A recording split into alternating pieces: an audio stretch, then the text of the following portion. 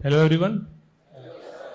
मैं अभिषेक हूँ। मैंने इस साल 254th रैंक हासिल की है सिविल सर्विस 2021 में। इससे पहले मैंने 2019 में इंडियन फॉरेस्ट सर्विस भी क्लियर किया है। मैं एजुकेशन से सिविल इंजीनियर हूँ फ्रॉम आईआईटी रुड़की और काफ़ी समय हो गया अब यूपीएससी की जर्नी में। मैंने 2017 या 2016 से देना चालू किया था यूपीएससी। इस बीच मैंने इंजीनियरिंग सर्विसेज, फॉरेस्ट सर्विसेज और सिविल सर्विस सब तीनों क्लियर किए हैं ना। तो मैं अपनी स्ट्रैटेजी आपके साथ शेयर करना चाहता हूँ। सर ने जैसे बताया कि सोर्स और सिलेबस वगैरह तो सब वो है ही। तो आप में से एक क्विक सर्वे ले लेता हूँ। कितने लोग इस साल प्रीलिम्स लिखे हैं या पहले लिख चुके हैं? आप हाथ उठा देंगे तो मैं उस हिसाब से फिर मतलब फ्रेश बैच है मतलब, है ना। तो मैं फिर बेसिक से स्टार्ट करता हूँ, है ना। सबसे पहली चीज़ जो हम लोग प्रीलिम्स, सबसे बड़ा फियर फैक्टर मेरे हिसाब से होता है इसमें, है ना। तो प्रीलिम्स में मेरी स्ट्रैटेजी ये रही कि अगर आप पेपर देखें तो आपका एम है टोटल किसी तरीके से 80-85 क्वेश्चन सही बनाना। वो मार्क्स क्या आते हैं वो सब तो आगे फिर बात की बात है ना। तो मैंने 3 पार्ट्स में सब्जेक्ट को अपने डिवाइड कर दिया।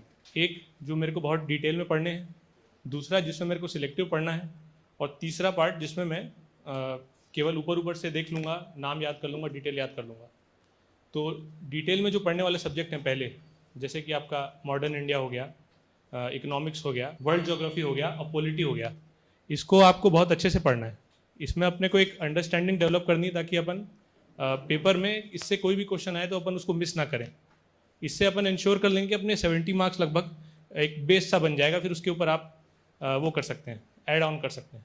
सेकेंड, जैसे मैंने आपको बताया कि वो सब्जेक्ट्स जिनको आपको सिलेक्टिव रीडिंग करना है, ये बेसिकली वो सब्जेक्ट्स हैं जिसमें सिलेबस बहुत बड़ा है और सब आता नहीं है। मतलब एग्जाम में आप देखेंगे तो कुछ पेक्यूलियर पैटर्न है रिपीटेशन का। तो जैसे कि अगर आप इंडियन ज्योग्राफी देखें तो इंडियन ज्योग्राफी है तो उसमें रिवर्स जो है वो बहुत इंपॉर्टेंट है।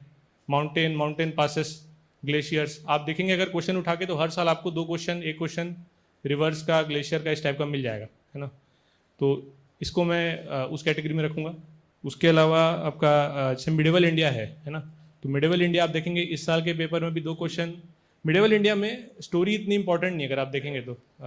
जनरली जो एडमिनिस्ट्रेटिव पैटर्न होता है अलग अलग डायनेस्टीज़ का, या इंपॉर्टेंट उनके आर्ट एंड कल्चर रहती है, या फिर आजकल वर्ड मीनिंग्स बहुत पूछता है। तो जैसे पिछले 3-4 साल से आप देखेंगे तो 2 क्वेश्चन, 3 क्वेश्चन, उस हिसाब से फिर आप प्रायोरिटाइज कर लेंगे, है ना।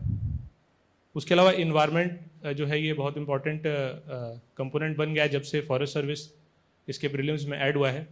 हर साल आपको मेरे हिसाब से 10-12 क्वेश्चन ऐसे होते हैं जो इजीली बनाए जा सकते हैं। तो आपका टॉपिक्स हो गए जैसे इकोसिस्टम, बायोडाइवर्सिटी और लिस्ट ऑफ नेशनल पार्क्स और ये सब हैं। इनकी आप सिलेक्टिव रीडिंग अच्छी रखेंगे तो मेरे हिसाब से क्वेश्चन श्योर शॉर्ट है। इस साल भी वेटलैंड पे क्वेश्चन आया था, बायोस्फीयर पे क्वेश्चन आया था, प्रोटेक्टेड एरिया पे आता ही है हर साल, है ना। और क्या, art and culture. Art and culture में क्या था कि ऐसे तो सिलेबस बहुत बड़ा है ना, आर्ट एंड कल्चर का भी। लेकिन अगर आप देखेंगे तो जैसे रॉक कट आर्किटेक्चर हो गया, है ना, या डांस हो गए, म्यूज़िक के कुछ वर्ड्स हो गए, जो कर्सरी रीडिंग से थोड़ा ज़्यादा डिमांडेड है, पर सिलेक्टिवली आपको उसको टेकअप करना है ना। तो ये हो गया। और तीसरा जो मैं आपको बोला कि वो सब्जेक्ट जिनको बहुत डीप में नहीं पढ़ना है, बेसिकली फैक्ट्स आपको याद रखने हैं। जैसे आईआर है, आईआर में आपको कौन कौन सी रिपोर्ट पब्लिश करता है, किस ग्रुपिंग में कौन से मेंबर हैं, है ना। इस बार भी जैसे आप देखिए एक आ गया था, टर्किक स्टेट्स करके आ गया था। उसके पहले भी G20 का डायरेक्ट क्वेश्चन आ गया था। तो ये सब क्या है, लो हैंगिंग फ्रूट्स हैं। इनको अपन इतना प्रिपेयर करके कम से कम जाएँ कि हम ईजिली बना लें, है ना। उसके अलावा साइंस एंड टेक है। साइंस एंड टेक में क्या होता है, लोग बहुत ज़्यादा डिटेल लेके बैठ जाते हैं, जैसे एनसीईआरटी लेके बैठ गए और वो सब। साइंस एंड टेक में अगर आप थोड़ा सा लाइफ साइंसेस पार्ट छोड़ दें तो बाकी सब में आपको सिर्फ वर्ड एसोसिएशन चाहिए कि भाई ये किस चीज़ से मतलब रिलेटेड है या ऐसा कुछ। जैसे एक क्वेश्चन आया था कि इनमें से कौन शॉर्ट रेंज वो है, क्या बोलते हैं आपका, कम्युनिकेशन टेक्नोलॉजी या डिवाइस है। तो वो क्वेश्चन में आपको ज़रूरत नहीं है जानने की कि भाई वाईफाई बहुत डीप में काम किस पे करता है या RFID काम किस पे करता है। आपको एक बेसिक अंडरस्टैंडिंग होनी चाहिए कि ये शॉर्ट रेंज में अपन यूज़ करते हैं तो आप बना सकते हैं उसको, है ना। तो ये है। और क्या, इसमें मैप बहुत इंपॉर्टेंट है। मैप जनरली अपन, मैंने देखा है मेरे फ्रेंड्स को भी और मैं भी पहले ऐसा करता था कि मैप मतलब कि अपन एक दीवार में पॉलिटिकल मैप चिपका लिए, एक फिजिकल मैप चिपका लिए और उसको देख रहे हैं। मैप में मैं बोलूँगा कि इसकी बजाय आप थीमेटिक मैप कीजिए। जैसे कि एंशेंट इंडिया है ना, तो आप देखेंगे पोर्ट्स पूछ लेता है, कभी कभी सिंपल किंगडम के नाम पूछ लेता है, महाजनपद के नाम पूछ लेता है। तो थीमेटिक मैप नेट से डाउनलोड कर लीजिए और सेव कर लीजिए। जैसे मौर्य डायनेस्टी का एक हो गया, एक गुप्ता डायनेस्टी का हो गया, तो 10-12 मैप बनेंगे। तो सब हर सब्जेक्ट के अक्रॉस होंगे ये, चाहे आपका ancient India, medieval India. Environment में मैप बहुत इंपॉर्टेंट है ना। क्वेश्चन पूछ लिया था कि भाई इसमें से कौन सा बायोस्फीयर रिजर्व जो है वो उसमें है, क्या बोलते हैं आपका एल्पाइन वेजिटेशन में। तो आपको अगर आप देखे भी रहेंगे तो आपको ध्यान रहेगा कि इसे नंदा देवी हो गया या वैली ऑफ फ्लावर्स टाइप हो गया, तो वो ईजी पड़ता है ना। तो इन्वायरमेंट के मैप्स इंपॉर्टेंट है, हिस्ट्री के मैप्स इंपॉर्टेंट है, और फिजिकल मैप तो खैर आप फिजिकल मैप भी मैं बोलूँगा कि थीमेटिक देखिए ज़्यादा अच्छा है। नदियाँ नॉर्थ से साउथ पूछ लेता है, माउंटेन पासेस का डिस्ट्रीब्यूशन पूछ लेता है, बजाय कि आप एक ही मैप चिपका के उसमें बार बार देख रहे हैं उसको, है ना। और उसके अलावा प्रीलिम्स में सबसे इंपॉर्टेंट टेस्ट सीरीज़ है ना। टेस्ट सीरीज़ आपको जो भी अच्छी लगती है आप एक लीजिए, लेकिन उसको एंड टू एंड कंप्लीट कीजिए, है ना। जनरली 30-40 टेस्ट किसी का भी रहता है, आप कोई भी एक लीजिए और उसको बिल्कुल डिसिप्लिन से बनाएंगे फर्स्ट से लेकर लास्ट तक। और बनाने से भी बराबर इंपॉर्टेंट है रिवाइज करना। आप हर साल मैं आपको पॉइंट आउट कर सकता हूँ कि 5 से 6 क्वेश्चन जो टेस्ट सीरीज से बिल्कुल ईजिली बन जाते हैं, है ना। मतलब आप देखेंगे जो उसके ऑप्शंस होते हैं या तो वो एलिमिनेट हो जाएंगे या कभी डायरेक्ट भी पूछ देगा। इसी तरीके से प्रीवियस ईयर क्वेश्चंस जो है, हम लोग जनरली प्रीवियस ईयर क्वेश्चंस क्या है कि ऐसा हम मानते हैं कि यूपीएससी में कोई पैटर्न नहीं है तो रिपीट नहीं हुए क्वेश्चन करके, इन क्वेश्चन रिपीट होते हैं। इस साल एक क्वेश्चन आया था, इनमें से कौन सी बॉडी इन्वायरमेंट प्रोटेक्शन एक्ट में बनी है ना। Central ground water authority answer है उसका। आप देखेंगे तो 1 या 2 साल पहले रिवर्स क्वेश्चन आया था कि सेंट्रल ग्राउंड वाटर अथॉरिटी कौन से एक्ट में बनी है। तो आप देख रहे हैं एक पैटर्न तो है उसमें, कौन सी बॉडीज़ इंपॉर्टेंट है ये पता चल जाएगा आपको।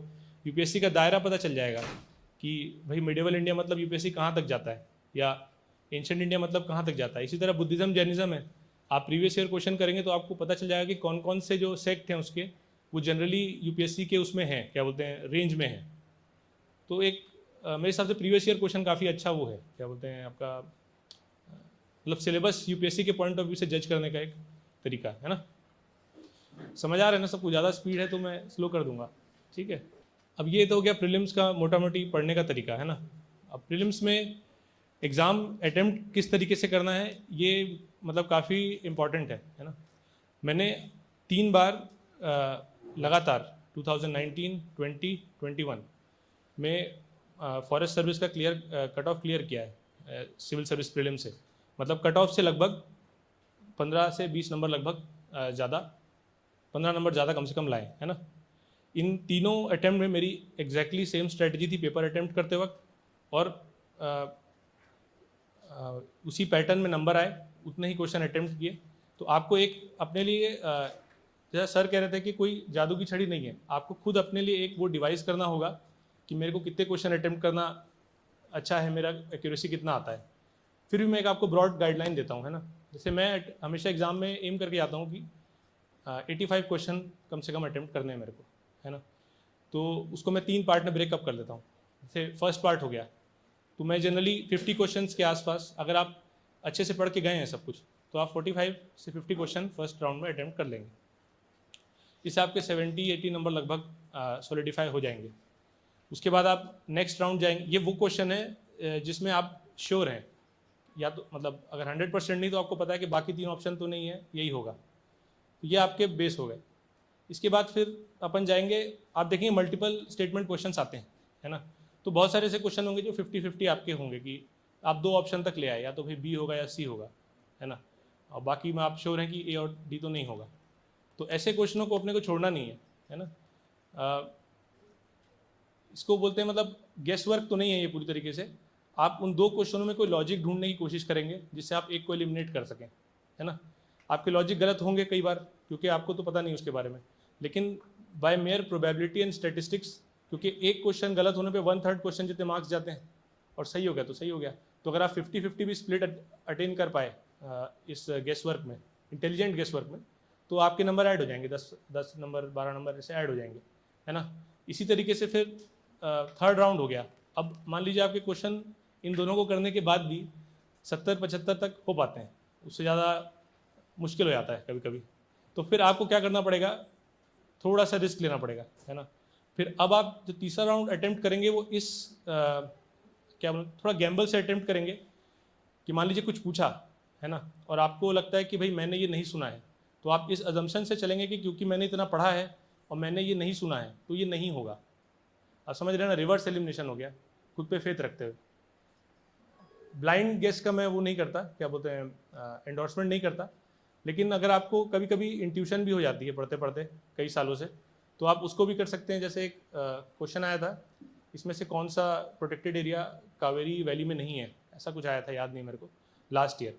तो अब जो प्लेसेस के नाम दिए हुए थे उसमें एक प्लेस का नाम था जो मैंने कभी पढ़ा नहीं था, लेकिन उसका नाम जो है वो जनरली आंध्रा में जिस तरह की प्लेसेस होती हैं उससे मैं एसोसिएट कर पा था कि मेरे को लगता है कि आंध्रा में होना चाहिए, तो मैंने उसको हटा के कर दिया क्वेश्चन सही, वो क्वेश्चन सही हो गया, है ना। जैसे आप देखेंगे एक पैटर्न सा दिखने लगे ना आपको, अगर केरला में है तो मलाई शब्द आ रहा होगा, है ना, कोंडा शब्द आता है, वो भी शायद आंध्र प्रदेश तरफ में आता है, तो वो फिर आपका इंट्यूशन है, तो उसको भी आपको यूज़ में लाना है इस में, है ना। और प्रीलिम्स में क्या बोल सकते हैं इसके लिए, हाँ, सी साइड देखिए, मैं ऐसे तो इंजीनियरिंग बैकग्राउंड से था, तो मैंने सी साइड को बहुत ज़्यादा समय दिया नहीं, लेकिन आप अगर प्रोग्रेसिवली देखें पेपर का पैटर्न, तो वो जानबूझ के ऐसे कोई पेपर आना लग गया है कि आपको थोड़ा सा तो प्रैक्टिस करके जाना पड़ेगा, है ना। और भले आप किसी भी बैकग्राउंड से हों, चाहे मैथ हो, साइंस हो या आर्ट्स हो, मैं बोलूँगा कि न्यूमेरिकल की आप प्रैक्टिस करके जाइए, ठीक है। क्योंकि अगर आप प्रैक्टिस नहीं करेंगे तो वहाँ पे अगर आप रफली कैलकुलेट करें 80 क्वेश्चन करने हैं 2 घंटे में, आपके पास लॉजिक डिवाइस करने का टाइम नहीं देगा वो, है ना, और काफ़ी लेंदी हो जाता है। पैसेज का मेरे को पर्सनली ऐसा लगता है कि थोड़ा सा एम्बिग्यूटी बढ़ा है पिछले कई सालों में। इस बार भी अगर आप, जैसे मैं अपने खुद के लिए मिला रहा था, तो विभिन्न कोचिंग इंस्टीट्यूट ने जो आंसर दिए पैसेज के, उसमें काफ़ी डेविएशन है, तो पैसेज पे मेरे हिसाब से उतना रिलाई नहीं करना चाहिए आपको। आपका एम होना चाहिए कि आप जो बेसिक चीज़ें हैं, जैसे स्पीड हो गया, स्पीड, डिस्टेंस, वर्क, ये हर साल आएगा, है ना। LCM HCF रिलेटेड क्वेश्चन वो हर बार आता है, एक सर्कल में 2 लोग स्टार्ट किए कि स्पीड ये है वो है, कितने बार मिलेंगे, है ना। ये सब आपके फिंगर टिप्स होने चाहिए, और ये पहले ही कर दो। क्या होता है, जब एग्जाम के 2 महीने 3 महीने रहेंगे ना, तो तुमको कुछ भी ये सब करना, समय खराब करना लगेगा, उसको पहले कर लो। और एक एडवाइस मैं दूंगा, 3 साल का पेपर, 3-4 साल का पेपर बनाओ। बाकी अगर तुमको नहीं भी करने का मन है तो 3-4 साल का पेपर बनाओ, रिपीट होता है सी सेट में काफ़ी क्वेश्चन, उनको भी ऐसा क्वेश्चन देने कि लोग क्लियर कर दें, वो रुकना तो नहीं चाहते। और पैसेज के लिए मैं बोलूँगा कि पैसेज ज़्यादा से ज़्यादा आप अटैम्प्ट कीजिए, एक्चुअल क्वेश्चन या कहीं से। आपको एक फ्लो बनना चाहिए कि एग्जाम में आपको एक पैसेज पढ़ने के लिए हार्डली 1-2 मिनट मिलते हैं, फिर आंसर भी टिक करना है ना। और अटैम्प्ट भी मेरे हिसाब से ज़्यादा रखने चाहिए। मैं पर्सनली काफ़ी कंजर्वेटिव रहता था अटैम्प्ट को लेके कि 40 क्वेश्चन हो गए, 40 से 50 क्वेश्चन के बीच अटैम्प्ट करता था, लेकिन उसमें दिक्कत क्या है कि फिर वो जब तक आपका रिजल्ट नहीं आएगा तब तक आपको थोड़ा सा अनईजी लगता रहेगा। तो आप अटैम्प्ट कीजिए, न्यूमेरिकल अटैम्प्ट कीजिए, है ना, और प्रीवियस ईयर क्वेश्चन जरूर कीजिए कि सी सेट में तो रिपीट होना ही है ना। मेंस की बात करें फिर, है ना। आपके कोई क्वेश्चंस होंगे तो मैं बाद में ले लूँगा, तो चिंता मत कीजिए, नहीं समझ आएगा। मेंस का क्या है कि देखिए, अब मेंस में मेरा पैटर्न ये था, अलग अलग लोग का अलग अलग हो सकता है। मेरा ऑप्शनल था सिविल इंजीनियरिंग, है ना। तो मेरा जो मेंस में फोकस था मेनली कि ऐसे सिविल इंजीनियरिंग और जो एथिक्स है, इन तीनों में ज़्यादा नंबर लाने की कोशिश करूँगा। फिर GS2, GS3 और थोड़ा सा कम प्रायोरिटी GS1 को पढ़ने में रखूँगा, ठीक है। लेकिन आप फिर आपकी स्ट्रेंथ के हिसाब से प्ले कीजिए। अगर आपका ऑप्शनल ऐसा है कि GS1 में सपोर्ट करता है या GS2 में सपोर्ट करता है, तो फिर it makes sense for you कि आप उनको अच्छी तरह से तैयार कीजिए, है ना। और ऑप्शनल, लेकिन ऑप्शनल ऐसे और एथिक्स तो आपको तब भी अच्छे से करना ही है। ये 3 ऐसे पेपर हैं कि आपका जो एग्ज़ाम का फाइनल मार्क्स है उसमें इन तीनों का इफेक्ट आपको महसूस होगा, है ना। बाकी GS में क्या होता है कि एक अनप्रिडिक्टेबिलिटी तो रहती है कि आपको लगा कि भाई मैं तो सारे क्वेश्चन लिख के आया था, मैंने ठीक भी लिखे थे, तो मेरे हो सकता है 100 क्रॉस हो जाए, हो सकता है आपको 90 ही दे। लेकिन ये 3 ऐसे हैं कि अगर आप पेपर करके आएंगे तो आपको एक फीलिंग हो जाएगी कि मैं इतना तो भाई नंबर ले आऊँगा, है ना। तो ऑप्शनल जो भी है आपका रफली 2-3 मंथ्स आपको कम से कम एक बार देना चाहिए प्रिपरेशन के स्टार्टिंग में, कि आपके नोट्स बन जाएं। ऑप्शनल में सबसे इंपॉर्टेंट है कि आपके नोट्स अच्छे से बन जाएं प्री लिखने के पहले, उसके बाद आपको समय मिलेगा नहीं, है ना। तो ऑप्शनल के आप नोट्स बना लीजिए, फिर टेस्ट सीरीज़ उसकी लगातार चलती रहेगी, ऑप्शनल की आंसर राइटिंग और वगैरह। उसके बाद फिर जैसे GS1 है, पेपर GS वाइज चलता हूँ। ऑप्शनल आप अपना जो भी कोई इंजीनियरिंग का ऑप्शनल किसी का होगा तो मेरे से वो बात मिल सकता है, मेरा सिविल इंजीनियरिंग ऑप्शनल था, है ना। GS का ये रहेगा कि जैसे GS1 है, GS1 में अगर आप देखेंगे तो 3 ब्रॉड पार्ट्स हैं। पहला है आपका कि हिस्ट्री वाला पार्ट है ना, हिस्ट्री, आर्ट एंड कल्चर। तो इसके लिए अपन क्या करेंगे कि प्री के लिए अपन वो तो पढ़ लिए, डेटा आपके पास इनफ हो जाएगा, चाहे आर्ट एंड कल्चर हो चाहे मॉडर्न इंडिया हो, आपके पास डेटा बहुत है। प्रॉब्लम क्या होती है, इसमें आते हैं थीमेटिक क्वेश्चन, है ना। जैसे पूछ दिया भाई कि 1920s और 30s के डेकेड में काफ़ी ज़्यादा नेशनल मूवमेंट एनरिच हुआ। अब आपको लिखना है उसमें 15 नंबर का क्वेश्चन, 250 वर्ड्स। आपके पास फैक्ट्स बहुत है लेकिन आपने थीम डेवलप नहीं की है। जैसे अगर आप जो बुक पढ़ेंगे स्पेक्ट्रम या कुछ और, तो आप उसमें देखेंगे it is a collection of facts. आपको पता है कि भाई 1924 में समथिंग हुआ था, कम्युनिस्ट पार्टी एस्टैब्लिश हुई, एटा का एस्टैब्लिश हुआ, लेकिन आपके दिमाग में थीम नहीं है। तो एक बार मैं बोलूँगा कि जो NCERT नई वाली है ना, उसको कम से कम अपन थीम के लिए, नई वाली से अच्छा मैं बोलूँगा पुरानी वाली जो NCERT है, जो बिपिन चंद्रा लिखे हैं, शायद बिपिन चंद्रा लिखे हैं सर, जो पुरानी NCERT नहीं, उसकी मॉडर्न की जो पुरानी NCERT है उसको आप देख लेंगे, उसमें ना थीम वाइज जमा हुआ है ना, बिपिन चंद्रा की है शायद। तो उसमें आप देखेंगे तो डेकेड वाइज दिया हुआ है चैप्टर, आपको एहसास होगा कि भाई इस डेकेड में बात कर रहे हैं नेशनलिज्म की, 1930 में बात कर रहे हैं कम्युनलिज्म की। उसको आप पढ़ के एक थीम डेवलप कर लेंगे, है ना।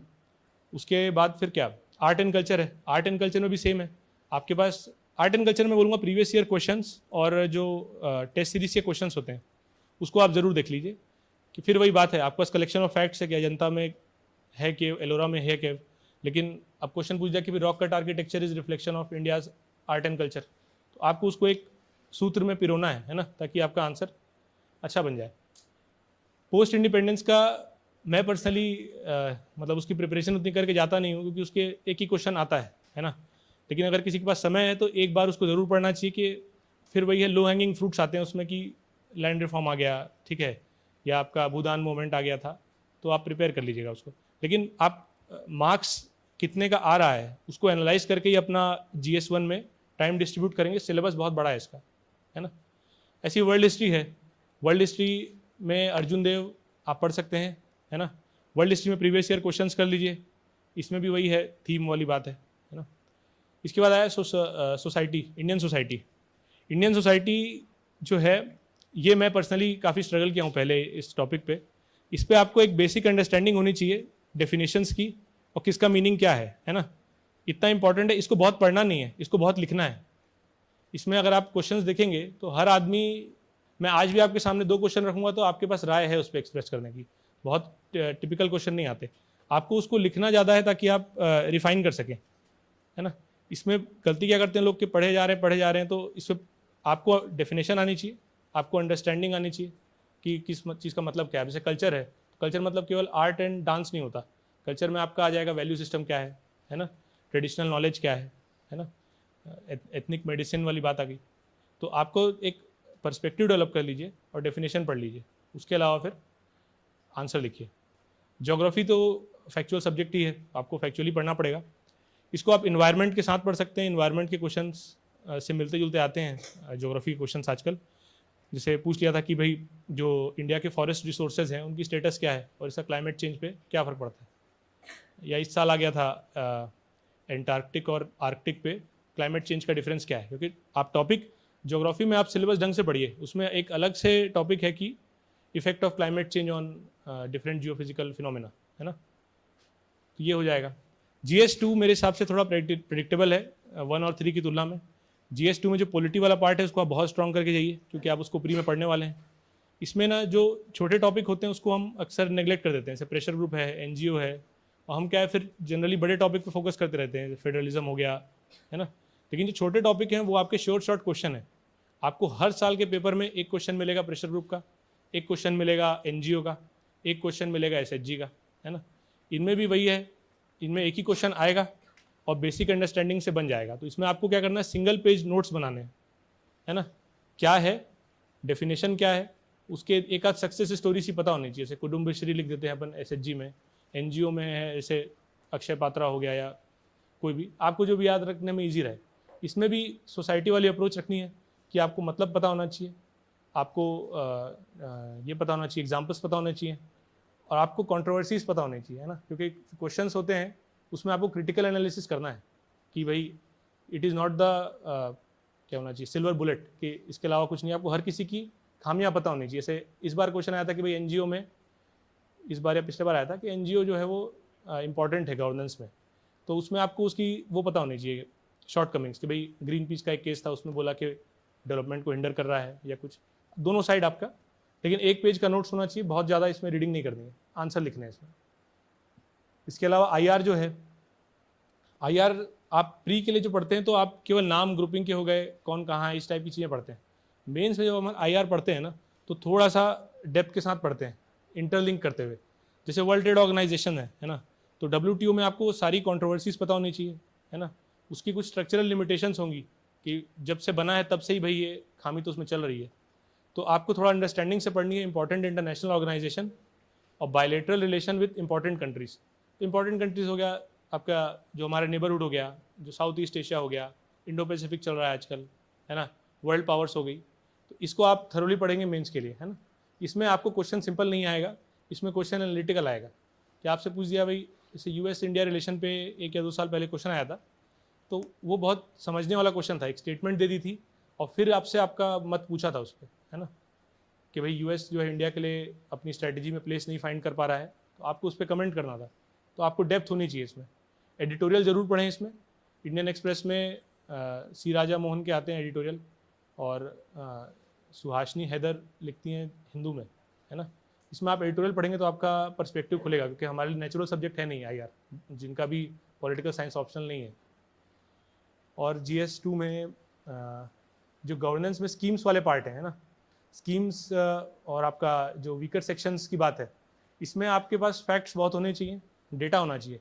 अगर आप ट्राइबल डेवलपमेंट पे कोई क्वेश्चन लिखने वाले हैं तो आपको पता होना चाहिए कि भारत में कितनी % पॉपुलेशन ट्राइब है, वो कितना उनके डेवलपमेंट पैरामीटर्स हैं, है ना, या रीजनल इम्बैलेंस की बात लिखने वाले हैं तो आपके पास एक आध डेटा होना चाहिए कि भाई आप बोल रहे हैं कि नॉर्थ ईस्ट में क्रेडिट डेवलप्ड नहीं है, तो कितना % नहीं है भाई, है ना।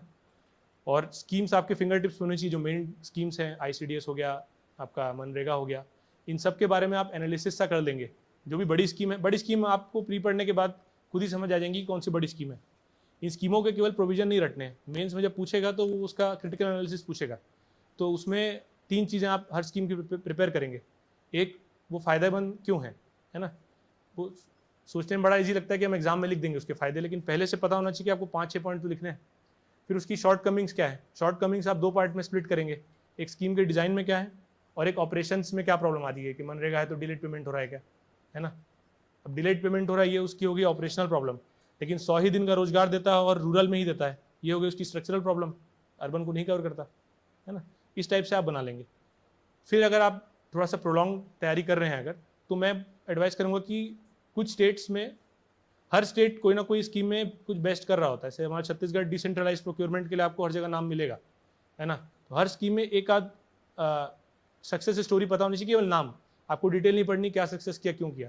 आप वहाँ लिख सकते हैं कि भाई स्टेट्स की बेस्ट प्रैक्टिसेस सीखो, जैसे कि फलाना ठिकाना, जैसे एक बीड मॉडल बोलते हैं, वो शायद क्रॉप इंश्योरेंस का है, डिसेंट्रलाइज प्रोक्योरमेंट छत्तीसगढ़ आता है ना।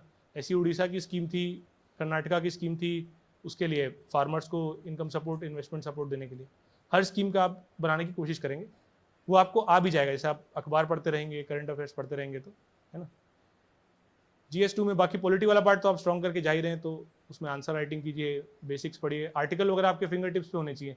GS2 एक ऐसा पेपर है कि हर आदमी पूरा बना के आता है, ठीक है, और बहुत कम नंबर मिलते हैं बाद में, क्योंकि वो है एक तरह से टेक्निकल पेपर, जो चेक करने वाला है वो उसी बैकग्राउंड का है, तो आपको पता होना चाहिए भाई कि कौन सा आर्टिकल है, कम से कम कौन से पार्ट में है कॉन्स्टिट्यूशन के, है ना, कोई अमेंडमेंट है क्या उससे रिलेटेड। ये सब आपको दिखाना है आपके आंसर में कि आप जेनरिक आंसर नहीं लिख रहे हैं, आप पढ़ के आए हैं और फिर आप लिख रहे हैं, है ना। क्रेडिबिलिटी एस्टैब्लिश करनी है GS2 में। फिर GS3 हो गया, GS3 को बाद में लेते हैं, पहले GS4 देखते हैं। GS4 अगर आप देखें तो ये सबसे शॉर्टेस्ट समय में आपका प्रिपेयर किया जा सकता है ना, और इसमें वेरिएबिलिटी बहुत ज़्यादा है मार्क्स की। ये भी एक कॉन्सेप्चुअल सब्जेक्ट है ना, जैसा कि सोसाइटी बताया था आपको सिर्फ 3 चीज़ों फोकस करना है। इसमें डेफिनेशन बिल्कुल प्रिसाइज पता होनी चाहिए, क्योंकि आपकी आधी इंट्रोडक्शन तो डेफिनेशन से आने वाली है इसमें। What is emotional intelligence, can it be inculcated, है ना। तो आप डेफिनेशन इसकी बिल्कुल क्रिस्प तैयार करेंगे 2-2 लाइनों की और रटेंगे बिल्कुल उसको, है ना। उसके बाद फिर एक होता है कि हर कॉन्सेप्ट का एक डेवलपमेंट होता है कि उसमें भाई कितने प्रकार हैं, है ना, उससे कोई डायमेंशन है। इमोशनल इंटेलिजेंस है तो इमोशनल इंटेलिजेंस के 5 डायमेंशन दिए हुए हैं, गोलमैन ने दिए हैं कि सेल्फ अवेयरनेस, सेल्फ कंट्रोल, ये सब आपको पता होना चाहिए। क्योंकि फिर अगेन आपको लग रहा है जीएस पेपर है तो पेपर ज़रा टेक्निकल, आपको कीवर्ड्स तो यूज़ करने हैं, है ना। तो डेफिनेशन हो गया, कॉन्सेप्ट डेवलपमेंट हो गया। इसमें एग्जांपल्स बहुत इंपॉर्टेंट हैं, चाहे पूछे चाहे ना पूछे। इस साल तो पूछ ही दिया था, हर क्वेश्चन में लगभग आप देखेंगे तो 3-4 क्वेश्चनों में उनने खुद ही पूछ दिया कि भाई इसके एग्जाम्पल बताओ। अब पूछ दिया कि इंटीग्रिटी जो है एम्पावरिंग है, एग्जाम्पल से बताओ। तो आपको 3-4 ब्यूरोक्रेट जो हैं उनके एग्जाम्पल पता होने चाहिए, या सोशल लीडर्स के जो इंटीग्रिटी थी उनकी, और उनके कारण उनके पास किसी तरह का इन्फ्लुएंस था, है ना। तो इसमें एग्जाम्पल आप प्रिपेयर करेंगे हर कॉन्सेप्ट के। एग्जाम्पल दोनों तरह के प्रिपेयर होंगे, जेनरिक इन द सेंस कि इमोशनल इंटेलिजेंस एडमिनिस्ट्रेशन में क्यों इंपॉर्टेंट है, तो आपको सिचुएशंस पता होनी चाहिए। जैसे डिजास्टर मैनेजमेंट है तो उसमें इंपॉर्टेंट है इमोशनल इंटेलिजेंस। अगर आप खुद ही डर जाएंगे तो आप रेस्क्यू क्या करेंगे, है ना। तो इस तरह के जेनरिक एग्जाम्पल और फिर स्पेसिफिक एग्जाम्पल कि भाई कहीं पे किसी ने इमोशनल इंटेलिजेंस दिखाई, दंगा शांत करा दिया था, है ना। ये है। इसमें भी आंसर राइटिंग बहुत इंपॉर्टेंट है। क्वेश्चन डायरेक्ट आते नहीं है, स्टेटमेंट लिख देता है, फिर कमेंट, डिस्कस, इस टाइप की चीज़ें लिख देता है ना। इसमें आप आंसर राइटिंग करेंगे। इसमें आप वेट नहीं करेंगे कि मैं पूरा पढ़ लूँ 2-4 बार फिर आंसर राइटिंग करूँ। इसमें साइमल्टेनियसली चलते रहेगी। आपने एक चैप्टर पढ़ा, है ना, आपने एक चैप्टर पढ़ा, आपने उसके प्रीवियस ईयर क्वेश्चन डाउनलोड किए, अब आप उसको एक्सप्रेस करने की कोशिश करेंगे खुद से। वो वाली आंसर राइटिंग जो इवैल्यूएशन के लिए होती है तो आप बाद में करेंगे। इसमें आंसर लिख लिख के ही आप डेवलप करेंगे कॉन्सेप्ट। उससे आपको पता चलेगा कि भाई मेरे को ये भी पढ़ने की ज़रूरत है, मेरे को एग्जाम्पल कम पढ़ रहे हैं, मेरे को थोड़ा सा प्रॉब्लम हो रहा है ना। और इसमें केस स्टडी बहुत इंपॉर्टेंट है। लगभग 50% पेपर जो है वो केस स्टडी आना है और वो वहाँ लिखनी ही है। और केस स्टडी आप स्किप नहीं कर सकते, आप थ्योरेटिकल क्वेश्चन फिर भी कम लिख सकते हैं या स्किप कर सकते हैं। केस स्टडी की बहुत प्रैक्टिस होनी चाहिए। केस स्टडी में एक तो आपका बेसिक बैकग्राउंड बन जाता है, पॉलिटी और बाकी subject, weaker sections, development scheme से सब पढ़ के। लेकिन फिर भी मैं बोलूँगा कि आप केस स्टडी में एक रिवर्स इंजीनियरिंग अप्रोच रख सकते हैं। मैं क्या करता था, आप गूगल सर्च कीजिए किसके किसके नंबर एथिक्स में अच्छे हैं, उसकी आंसर कॉपी आप डाउनलोड कर लीजिए, ठीक है। आप केस स्टडी खोलिए। केस स्टडी क्या है, एक स्टोरी है, उसके बाद में आपको सोल्यूशन देना है। कॉपी पेन लेके बैठेंगे, किसी टॉपर का कॉपी देख रहे हैं आप, उसकी केस स्टडी थी, उसमें उसने भाई कोई आर्टिकल का नाम लिख दिया, कोई कमेटी का नाम लिख दिया, कोई इनोवेटिव सोल्यूशन लिख दिया, वो आपके पेज में रेडी होते जाएंगे। केस स्टडी में अगर आप देखेंगे तो कुछ जो थीम सिलेबस की है ना, अल्टीमेटली उसी से आनी है केस स्टडी। तो फाइनाइट है, मतलब स्टोरी चेंज हो सकती है लेकिन थीम सेम है, चाहे रूरल डेवलपमेंट हो गया, है ना, चाहे इंटरनेशनल एथिक्स हो गया। तो आप क्या करेंगे, एक है कि आप पढ़ो बहुत सारा, लेकिन आप पढ़ना फिर उसको इम्प्लीमेंट करना फिर क्या काम का है, इसमें टाइम लगता है। तो मैं क्या करता था कि आप 50 केस स्टडी मान लीजिए पढ़ लीजिए, किसी टॉपर, अलग अलग टॉपरों के आंसर से अलग अलग केस स्टडी, आप रिवर्स नोट्स बना लीजिए कि भाई जब रूरल डेवलपमेंट आएगा तो मैं ये लिखने वाला हूँ उसमें, ठीक है। जब भी वैल्यूज़ वर्सेस लॉ का क्लैश होगा तो इसने ये अच्छा पॉइंट लिखा है, मैं इसको डालूंगा, है ना। तो इससे आपको बहुत फास्ट प्रिपेयर हो जाएगा और ज़्यादा एनरिचमेंट भी होगा कि जो आदमी लिख रहा है उसने तो 10 चीज़ें पढ़ के लिखी होंगी ना, तो आपकी तो मेहनत बच गई ना। तो ये आप कर सकते हैं, ठीक है। उसके अलावा एक हर साल 3 क्वेश्चंस आपको आएंगे GS4 में स्टेटमेंट को लेके, है ना। कुछ स्टेटमेंट दे देगा, मीनिंग इन प्रेजेंट कंटेक्स्ट करके पूछेगा, ये हर साल आएंगे। 6th क्वेश्चन रहता है जनरली, बाकी ऊपर नीचे करते रहते हैं उसको। इन तीनों के लिए क्या है कि अब वो क्वेश्चन लगता है जेनरिक है, लेकिन उसमें देखना आपको बाद में उस पर्सन का नाम दे देता है वो, है ना, कि किसने बोला है। तो आपको, मतलब मैं ऐसा करता हूँ कि मैंने एक स्ट्रक्चर बना रखा है उसका, कि मैं उसका मीनिंग तो लिखूंगा, लेकिन जो जिस पर्सन ने उसको बोला है अगर वो दिया है तो मैं उसकी लाइफ से उसको रिलेट करने की कोशिश करूँगा, है ना। इसके लिए इंपॉर्टेंट है कि जो मॉरल थिंकर्स वाला पार्ट है वो आपका अच्छा स्ट्रांग हो। तो आप फिर 1 या 2 पन्ने की लिस्ट बनाएंगे। आपको बहुत डिटेल में नहीं जाना है कौन पर्सन क्या बोलता था, आपको बस वो पर्सन स्टैंड किस चीज़ के लिए करता था वो पता होना चाहिए। जैसे अगर महात्मा गांधी है तो महात्मा गांधी की किस चीज़ के लिए स्टैंड करते थे, तो उनका था कि भाई डिसेंट्रलाइजेशन हो गया, है ना, आपका ड्यूटीज़ ओवर राइट्स, है ना। तो शॉर्ट में आपको एक पता होना चाहिए कि ये पर्सन इसके लिए स्टैंड करता था, तो आप आंसर को उसी टोन में लिखेंगे, है ना। और आपको एग्जाम्पल देने के भी काम आएगा। तो वो हो गया। GS4 में ना एक चीज़ आप देखेंगे तो सिलेबस 2 पार्ट में स्प्लिट है। एक आपका थोड़ा सा एब्स्ट्रैक्ट टाइप की चीज़ें हैं कि ह्यूमन वैल्यूज़, इमोशनल इंटेलिजेंस, और एक पूरा खालिस गवर्नेंस वाला पार्ट है। सिटीजन चार्टर हो गया, है ना, यूटिलाइजेशन ऑफ पब्लिक फंड्स हो गया। ये सब हैं बहुत 100% स्कोर देने वाले टॉपिक। इसको आप प्रिपेयर करके जाएंगे तो आपका मार्क्स आएगा। 2019 में ऐसे क्वेश्चन ज़्यादा आए थे, ठीक है। मैंने 145 स्कोर किया था GS4 में, क्योंकि ये वाला पार्ट मैं बहुत स्ट्रॉन्ग करके जाता हूँ, है ना। तो ये जो पार्ट्स है गवर्नेंस वाले, आप सिलेबस जरूर पढ़िएगा। एथिक्स का सिलेबस जो है वो आधा आपके आंसर में काम आएगा, है ना। किसी चीज़ का सोल्यूशन पूछा, सिलेबस से डाल दीजिए। यूटिलाइजेशन ऑफ पब्लिक फंड अच्छा होना चाहिए, सिटीजन चार्टर लाइए, करप्शन कंट्रोल कीजिए। तो गवर्नेंस वाला पार्ट आप बहुत स्ट्रॉन्ग करेंगे। एक वही सेम फॉर्मेट है, एक पेज का नोट्स, केस, एग्जाम्पल, है ना। अब फिर GS3 पे आते हैं। GS3 एक ऐसा पेपर है, इसकी 50% तैयारी आपकी प्री में होती है ना, क्योंकि ये इसका कोई सिलेबस एज सच नहीं है। उसने लिख दिया डिजास्टर मैनेजमेंट, उसमें कुछ भी आएगा, है ना, एनवायरनमेंट, बायोडाइवर्सिटी, कंजर्वेशन में कुछ भी आएगा। तो आप प्री जब पढ़ेंगे तो प्री आप बहुत अच्छे से पढ़ेंगे ताकि आपका GS3 में वो सपोर्ट करेगा। जैसे इकोनॉमिक्स वाला पार्ट है, इकोनॉमिक्स में जो क्वेश्चंस आते हैं वो आपके आएंगे सेमी थ्योरेटिकल, आप बोल सकते हैं कि आपको थोड़ा सा थ्योरेटिकल बैकिंग होना चाहिए, उसको करंट से जोड़ देंगे। अब वी शेप्ड जो ग्रोथ था, वी शेप्ड रिकवरी पिछली बार क्वेश्चन आया था। अब ये साल भर तो चल ही रहा था उसमें, क्या बोलते हैं, न्यूज़ में, है ना। लेकिन आप जब आंसर लिखेंगे तो उसको एक थोड़ा सा इकोनॉमिक्स के टच के साथ लिखेंगे कि भाई आप ग्रोथ की बात करने वाले हैं, रिकवरी की बात करने वाले हैं, तो आप इन्वेस्टमेंट उसमें शब्द आना चाहिए, है ना, डिमांड रिवाइव होनी चाहिए, वो क्वेश्चन आना चाहिए, है ना। तो थोड़ा सा स्टैटिक बैकग्राउंड अच्छे से पढ़ेंगे ताकि इनको आप टैकल कर सकें। और इसमें करंट जो एक साल कम से कम जो चल रहा है इकोनॉमिक्स में, जो भी कुछ, चाहे डायरेक्ट मोनेटाइजेशन ऑफ डेफिसिट हो, चाहे रिसेशन आ गया, भाई कुछ भी आ गया, आप एक साल का बढ़िया से मतलब टच में बने रहेंगे कि आप बाद में पढ़ नहीं पाएंगे उसको। इसमें करंट से ही क्वेश्चन आएगा और बन जाएगा, है ना। उसके बाद आपका कुछ पुराने टाइप के टॉपिक आते हैं उसमें कि जो LPG रिफॉर्म्स थे उसका क्या फ़र्क पड़ा, इंडस्ट्रियल पॉलिसी का क्या फ़र्क पड़ा। इसमें अभी तक तो डायरेक्ट क्वेश्चन आया नहीं है ना, तो इसको आप समय की सहूलियत के हिसाब से कर सकते हैं। मोटा मोटी आइडिया तो रहते ही है, जो भी सक्सेस हुआ, और कुछ स्पेसिफिक फेलियर पढ़ लेंगे आपके, भाई टैक्स टू GDP बढ़ नहीं पा रहा रिफॉर्म के बाद भी, है ना, जो इनइक्वालिटी वो बढ़ गई, तो इसको लाइट रीडिंग कर सकते हैं, जो मेन फोकस रहेगा इकोनॉमी वाला पार्ट। फिर इसमें एक एग्रीकल्चर आता है। एग्रीकल्चर जो है मेरे हिसाब से काफ़ी प्रेडिक्टेबल है बाकी चीज़ों की तुलना में, क्योंकि इसमें सिलेबस बहुत अच्छे से दे रखा है, चाहे क्रॉपिंग पैटर्न हो गया आपका, है ना, चाहे इरीगेशन हो गया। तो इसमें आपके क्वेश्चन बनते ही बनते हैं। माइक्रो इरीगेशन पे क्वेश्चन पूछ दिया था इस साल, है ना। क्रॉपिंग पैटर्न में पिछले साल क्वेश्चन आ गया था, राइस वीट से बाहर जाना है क्या। तो एग्रीकल्चर आप बहुत थरोली प्रिपेयर करेंगे। कोई भी जो सोर्स आपको अच्छा लगता हो, चाहे किसी का वैल्यू एडेड मटेरियल आता हो, चाहे किसी की बुक आता हो, एग्रीकल्चर को आप बहुत डेप्थ में प्रिपेयर करेंगे।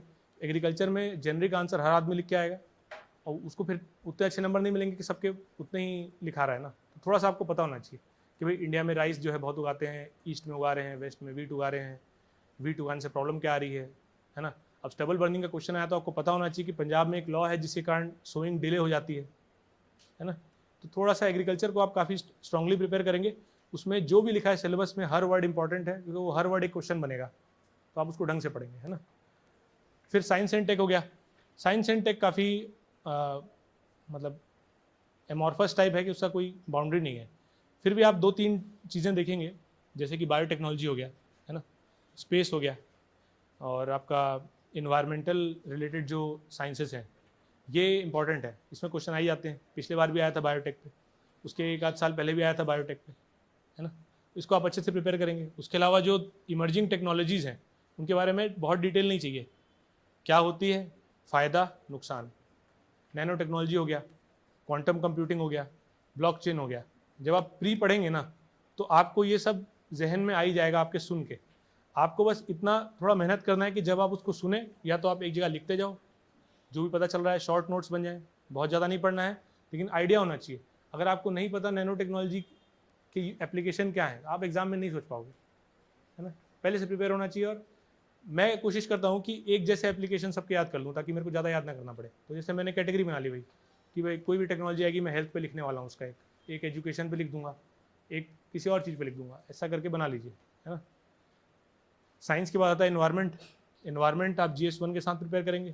क्लाइमेट चेंज, पोल्यूशन, कंजर्वेशन, ये 3 फेवरेट हैं उसके, पलट पलट के वो क्वेश्चन आते रहेंगे। इन्वायरमेंट के जितने लॉज हैं ये आप प्री के लिए ढंग से पढ़ेंगे, ऑर्गेनाइजेशन आप प्री के लिए पढ़ेंगे, इंटरनेशनल एग्रीमेंट्स आप ढंग से पढ़ेंगे। पिछले बार कितना सिंपल क्वेश्चन आया था कि जो वो हुआ है आपका ग्लासगो कॉन्फ्रेंस हुआ है उसके बारे में लिखने को आया था। अब वो एक पेज का आपको चाहे इनसाइट्स हो, विजन हो, कहीं भी मिल जाएगा आपको। अगर आप खाली उसको पढ़ के जाते वो क्वेश्चन आप इजीली नंबर ला सकते थे, है ना। फिर डिजास्टर मैनेजमेंट है। डिजास्टर मैनेजमेंट में थोड़ा सा स्ट्रक्चरिंग आंसर की इंपॉर्टेंट है ना। आपसे जैसे पूछा कभी भी कि भाई लैंडस्लाइड, उसमें जनरली 2 ही टाइप के क्वेश्चन आएंगे। एक आएंगे थ्योरेटिकल टाइप के, टाइप्स ऑफ वल्नरेबिलिटी क्या होती है, डिजास्टर की वल्नरेबिलिटी क्या होती है ना, डिजास्टर के आकार प्रकार हो गया, वो तो आप किसी भी सोर्स से पढ़ेंगे, एनसीईआरटी में ही काफ़ी अच्छा दिया हुआ है, वो आप पढ़ लेंगे। दूसरा आता है हर डिजास्टर का प्रिवेंशन और एनडीए में क्या गाइडलाइन दे रखा है, ठीक है, और उसमें कुछ रिसेंट जो आपके हुए हैं, जैसे अर्बन फ्लड चल रहा था न्यूज़ में कई साल से, चेन्नई में आ गया, दिल्ली में आ गया, तो पूछ दिया उसने, तो आप उसको स्मार्टली प्रिपेयर कर सकते हैं। लेकिन आपका आंसर स्ट्रक्चर होना चाहिए। अगर मैं डिजास्टर का आंसर पढ़ रहा हूँ तो मेरे को उसमें शब्द दिखने चाहिए कि भाई मिटिगेशन की बात हो रही है इसमें, रेजिलियंस की बात हो रही है इसमें, रिकवरी की बात हो रही है, बिल्ड बैक बेटर की बात हो रही है, सेंडाई का रेफरेंस आ जा रहा है, सेंडाई फ्रेमवर्क जो है ना, एनडीए में एक्ट का फ्रेमवर्क आ जा रहा है। ये सब आप उसको प्रिपेयर करेंगे। उसमें कीवर्ड अप्रोच रहेगा क्योंकि उसमें बहुत सिलेबस कुछ है नहीं खास। आप जैसे मैं विजन का सर एक आता है सिंगल डॉक्यूमेंट है, उसमें जितने भी आप सोच सकते हैं वो डिजास्टर उस सब के बारे में दे दिया है, क्या करना है क्या नहीं करना है। लेकिन आप खुद के नोट्स बना लीजिए क्योंकि उसमें होंगे 20-20 पॉइंट्स आपको याद रखने, 5-6 पॉइंट्स जो आपको अच्छे लगते हैं आप बनाएंगे, है ना। और क्या बचा, इंटरनल सिक्योरिटी। इंटरनल सिक्योरिटी भी एक अच्छा टॉपिक है। ये टॉपिक ऐसा है इसकी बाउंड्रीज वेल डिफाइंड है ना। इसमें वही बातें आने वाली हैं, टेररिज्म हो गया, नक्सलिज्म हो गया, है ना, साइबर सिक्योरिटी हो गया, ऑर्गेनाइज क्राइम। इसमें आप देखेंगे तो इस सिलेबस से बहुत स्टिक करके चलता है क्योंकि जो आंसर कर रहे हैं वो कोई एक्सपर्ट तो है नहीं उसमें। इसको भी आप ढंग से प्रिपेयर करेंगे। ये एक ऐसा पार्ट है जहाँ आप क्वेश्चन पूरे अटेम्प्ट कर सकते हैं, है ना। तो एक बुक आती है, नाम मैं भूल रहा हूँ, एक आईपीएस हैं उनने लिखी है, वो मेरे को अच्छी लगती है। उसमें मोर और लेस सारे टॉपिक कवर्ड हैं, तो आप उसको पढ़ सकते हैं। मैं उसका नाम दे जाऊँगा, या फिर कोई भी सोर्स से पढ़ें। इसमें भी हर टॉपिक आप प्रिपेयर करें क्योंकि इसमें एक टॉपिक इज़ 1 क्वेश्चन और डायरेक्ट आएगा, बहुत नहीं पूछेगा। आपसे पूछेगा साइबर सिक्योरिटी में क्या प्रॉब्लम है, क्या करें, ठीक है, नक्सलिज्म है, क्या प्रॉब्लम है, क्या करें। पिछले बार क्वेश्चन पूछ दिया था कि भाई भारत के विभिन्न बॉर्डरों में कौन सी फोर्स है और क्या प्रॉब्लम है। अब तो ये आप देखेंगे तो सिलेबस में डायरेक्ट लिखा हुआ है, तो इसको आप नहीं छोड़ के जाएंगे, है ना। इसके भी नोट्स ज़्यादा इंपॉर्टेंट है। ये जो IR हो गया, इंटरनल सिक्योरिटी हो गया, इसमें नोट्स इंपॉर्टेंट हैं, तो आप नोट्स पहले बना लेंगे, ठीक है। और कुछ बच रहा है GS3 में? लैंड रिफॉर्म्स, है ना। लैंड रिफॉर्म्स तो आप पोस्ट इंडिपेंडेंस के साथ पढ़ सकते हैं, एग्रीकल्चर के साथ पढ़ सकते हैं। उसको पढ़ लीजिए, वो आपका कहीं ना कहीं काम आ ही जाएगा। कभी डायरेक्ट क्वेश्चन आ जाएगा, कभी एग्रीकल्चर के क्राइसिस के ऊपर पूछ दिया तो आप लिख देंगे। पिछला डायरेक्ट ही क्वेश्चन आ गया था कि भाई लैंड रिफॉर्म्स कितने सक्सेस रहे और अलग अलग स्टेट में उसका क्या प्रभाव पड़ा, ठीक है। ठीक सर, मेरे हिसाब से तो। और हाँ, आंसर राइटिंग बहुत इंपॉर्टेंट है मेंस में, है ना। जैसे मेरे GS में उतने नंबर नहीं आते थे पहले, इस साल मैंने काफ़ी इंप्रूव किया, तो आंसर राइटिंग में मैंने बहुत फोकस किया। GS में क्या है कि आपको लिखने हैं 20 क्वेश्चन 3 घंटे में। एक क्वेश्चन को मिलेगा 7 मिनट अगर 10 नंबर का है, 11 मिनट अगर 15 नंबर का है। उसमें क्वेश्चन को पढ़ना भी है, इंटरप्रेट भी करना है, लिखना भी है। तो प्रैक्टिस आपकी अच्छी होनी चाहिए आंसर राइटिंग की, कि धारा प्रवाह आप लिखते जाएँ। आपको क्वेश्चन दिखे तो आप you should not get stuck there कि भाई क्या लिखूंगा इसमें, या मैं ऐसे स्ट्रक्चर करूंगा। स्ट्रक्चर आपको नेचुरली आता जाना चाहिए, नहीं तो आपके मार्क्स सफ़र करेंगे, आपके क्वेश्चन छूट जाएंगे, है ना। और कीवर्ड जो है वो आप देख लीजिए। क्या होता है कि जैसे हम लोग की नेचुरल लैंग्वेज इंग्लिश है नहीं, है ना, तो हम लोग जनरली जितना पूछता है उतना लिख देते हैं कि भाई फलाने ने पूछा कि भाई मनरेगा बहुत कामयाब रही है गरीबी उन्मूलन में, डिस्कस। तो पहला इंस्टिंक्ट होगा कि मनरेगा क्या है, उसके फ़ायदे क्या लिख दूँ। लेकिन जब भी आपके पास क्वेश्चन आया जैसे डिस्कस आ गया, तो डिस्कस में आपको अदर साइड लिखना ही है ना। या क्रिटिकली कमेंट आ गया, जहाँ भी क्रिटिकली शब्द आ गया तो अलग साइड लिखना ही है, भले स्टेटमेंट कितना पॉजिटिव हो, है ना। तो कीवर्ड्स का आप एनालिसिस करेंगे, आपको नेट पे कहीं भी मिल जाएंगे लिस्ट ऑफ कीवर्ड्स। इसमें ये लिखूंगा, इसमें वो लिखूंगा, पहले से होना चाहिए, वहाँ पे नहीं सोचना है ना। ठीक है, ठीक है। किसी को कुछ पूछना है तो या मैं कुछ जल्दी बोल गया तो फिर पूछ लीजिए। एक्चुअली अभिषेक ने अभी जो शेयर किया, आप में से कुछ लोगों को बाउंस किया होगा, है ना, बिकॉज आपने अभी सिलेबस से गो थ्रू नहीं किया है, लेकिन ये जो कुछ भी बोला गया अभी वो इतनी स्ट्रांग चीजें हैं, और 1 घंटे में समअप जैसा अभिषेक ने किया, यही लेक्चर 2 साल बाद आपको मिलेगा तो आप सीधे अपने मार्क्स इंप्रूव करा लेंगे, राइट। आई मीन उसका जो बेनिफिट आपको मिलना है वो बहुत अच्छे से मिल जाएगा। लेकिन एनीवेज अभी आपने सुना, इससे आपको ये समझ में आया कि इस एग्जाम को कितना सिंपल देखा जा सकता है, हम राइट, है ना, बहुत कॉम्प्लेक्स एग्जाम नहीं है। और अभी देखो उन्होंने ऐसा कुछ आपको नहीं बताया जो आप नहीं कर सकते हैं, उन्होंने ब्रीफ किया एक एक सब्जेक्ट। अब इसमें मेरा सवाल है अभिषेक से, जो मे भी शायद आप लोग के काम है। अभिषेक, आईएफएस देने के बाद सिविल सर्विसेज एग्जामिनेशन वापस देने का आपका मन था हमेशा से कि मुझे देना ही है, तो उसके पीछे कोई खास रीजन? मैं सर मतलब ज़्यादातर जो यहाँ भी हैं सब हम प्रिपेयर करते हैं, हम सोचे कि सिविल सर्विस में एक पब्लिक प्रोफाइल में हम जाएंगे, है ना जी। तो हमको लगता है कि हम आईएएस या आईपीएस में जाएं। तो मेरा भी इंक्लिनेशन ऑल इंडिया सर्विस में था, तो मैंने फॉरेस्ट सर्विस क्लियर कर लिया था और मेरे मार्क्स अच्छे आ रहे थे लगातार ऑप्शनल में। इस साल भी आप देखेंगे तो मेरे 300 मार्क्स है ऑप्शनल।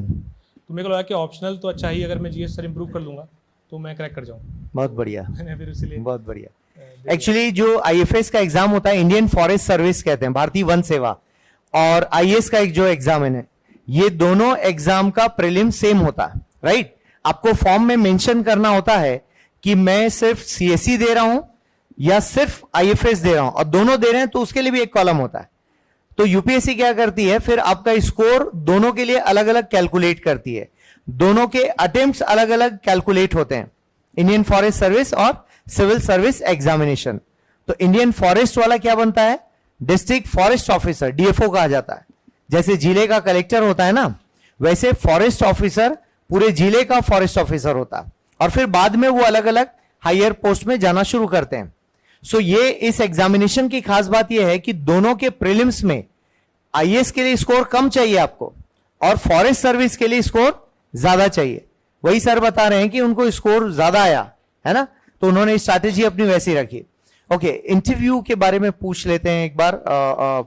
इंटरव्यू बहुत बड़ा एक, आपको लगता है कि बहुत बर्डनसम कोई हिस्सा होगा, ऐसा नहीं है। आपने देखा उन्होंने जैसे बातचीत यहां की है वैसा ही वहां भी किया होगा, उसके लिए अलग से ऐसा नहीं कि फिर से सिंग लगा के जाना है ना, इंटरव्यू अलग से होगा, ऐसा कुछ नहीं, नॉर्मल बातचीत है। तो अगेन अभिषेक से पूछते हैं, 2-3 आपने ऑलरेडी इंटरव्यू दे ही दिया यूपीएससी का, तो ओवरऑल क्वेश्चंस क्या रहे अभिषेक? इंटरव्यू में अगर आप देखें तो 2 तरह के क्वेश्चन बनेंगे, है ना। एक तो जो आप पढ़ के जा रहे हैं, बेसिक चीज़ें पूछेगा आपसे कि भाई, जैसे मुझसे पूछ लिया था कि जो फॉरेस्ट राइट्स एक्ट के बारे में पूछ लिया था, या पीसा के बारे में पूछ लिया था, ये एक्ट्स हैं, आप पढ़ लेंगे, अभी आपको लग रहा है आप प्रिपरेशन के कोर्स में पढ़ लेंगे। दूसरा होता है जो ज़्यादा खतरनाक होते हैं वो ओपिनियन बेस्ड। जब भी आप कोई चीज़ पढ़ें, है ना, तो आपका उसके बारे में एक ओपिनियन होना चाहिए। जैसे मनरेगा पढ़ रहे हैं, ठीक है, उसके फ़ायदे नुकसान पता है आपको, आपका ओपिनियन होना चाहिए कि आपसे वो वहाँ पे पूछेगा आप क्या सोचते हैं इसके बारे में, है ना। सिर्फ इतना बोल देते हैं कभी कभी, तो आपको वहाँ पे फ़ायदे नुकसान नहीं बताने, है ना, वो हैं, लेकिन आपका एक ओपिनियन होना चाहिए। सर मेरे को लगता है बहुत अच्छी स्कीम है, क्योंकि सिर्फ 2 पॉइंट आपके होने चाहिए, या सर मैं इससे असहमत हूँ क्योंकि। ओपिनियन बनाइए हर चीज़ पे। ये क्या होता है, एक टनल विजन हो जाता है। जब भी हम तैयारी करते रहते हैं, खासकर लंबी तैयारी करते रहते हैं, तो हम सिलेबस से बाहर ना देखते हैं ना सोचते हैं। हमारा एक विजन हर चीज़ के बारे में होना चाहिए। मैं आपको कोई भी चीज़ बोलूँ तो आपका 2 लाइन का ओपिनियन उसमें होना चाहिए। दूसरा क्या है कि पर्सनैलिटी टेस्ट है वो ठीक है, लेकिन आपको ये आपकी जो पर्सनैलिटी तभी एक्सप्रेस हो पाएगी जब आप वहाँ कॉन्फिडेंट फील करेंगे। कॉन्फिडेंट आप तब फील करेंगे जब आप क्वेश्चनों के आंसर दे पा रहे हैं, है ना।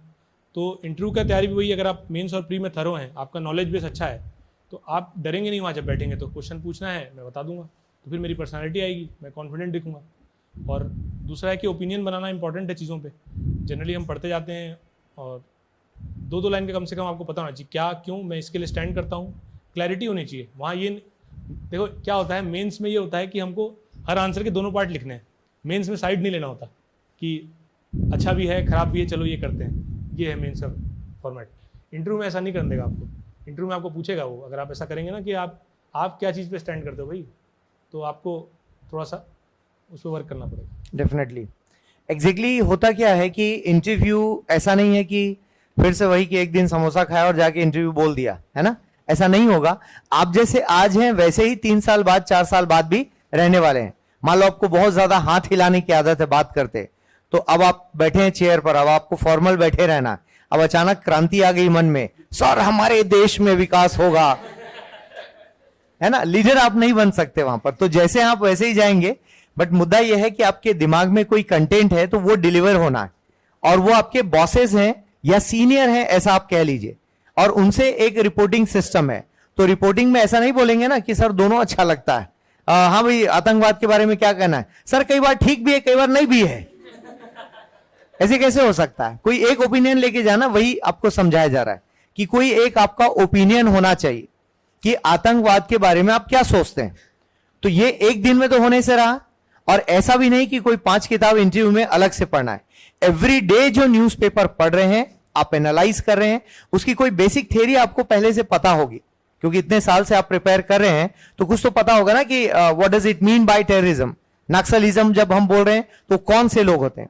इन्हीं सब डिफरेंस के साथ आप वहां जाकर बातचीत करते हैं।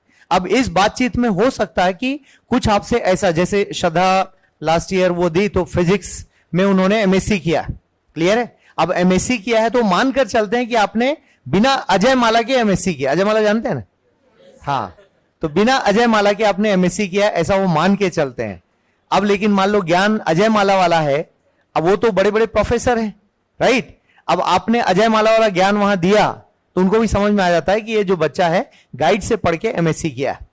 तो फिजिक्स में उनसे कुछ टफ सवाल किए गए, हालांकि श्रद्धा बहुत अच्छी स्टूडेंट है और काफी बढ़िया पढ़ती है और अच्छे परसेंटेज भी लाई है, लेकिन कई बार आप अटक जाते हैं। तो पिछली बार उनको बहुत कम नंबर आए थे, 140 की रेंज में नंबर आए थे।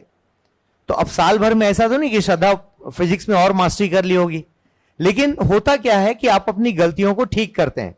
उन्होंने ठीक किया, इस साल ज्यादा मार्क्स आए, क्योंकि लोग सेम नहीं होंगे, बट आपकी परफॉर्मेंस और आप जो व्यक्ति हो तो सेम रहे ना, परफॉर्मेंस इंप्रूव करेगी। तो बस हाँ, अच्छी बात यह है अभिषेक के साथ जो मैं इनको कई दिनों से जान रहा हूं, तो इतने दिनों में मैंने एक ही चीज पाया कि आपका यदि फोकस बहुत अच्छा है एग्जाम को लेकर, बिल्कुल तामझाम नहीं चाहिए, चुपचाप आप सिलेबस टू द पॉइंट पढ़ रहे हैं और अपना सिलेबस टाइम पर फिनिश कर रहे हैं, क्वेश्चंस को समझ रहे हैं, प्रीवियस ईयर आपके कमांड में है, तो इस एग्जाम को 3-3 बार क्रैक किया जा सकता है, क्लियर है। और फिर से वही कहना चाहूंगा कि वो कॉन्फिडेंस आप में भी आ सकता है। टाइम चाहिए इस एग्जाम को, इस एग्जामिनेशन के 3 डेज का सेमिनार इसीलिए रखा है ताकि आप इसकी छोटी छोटी बारीकियों को समझ पाएं।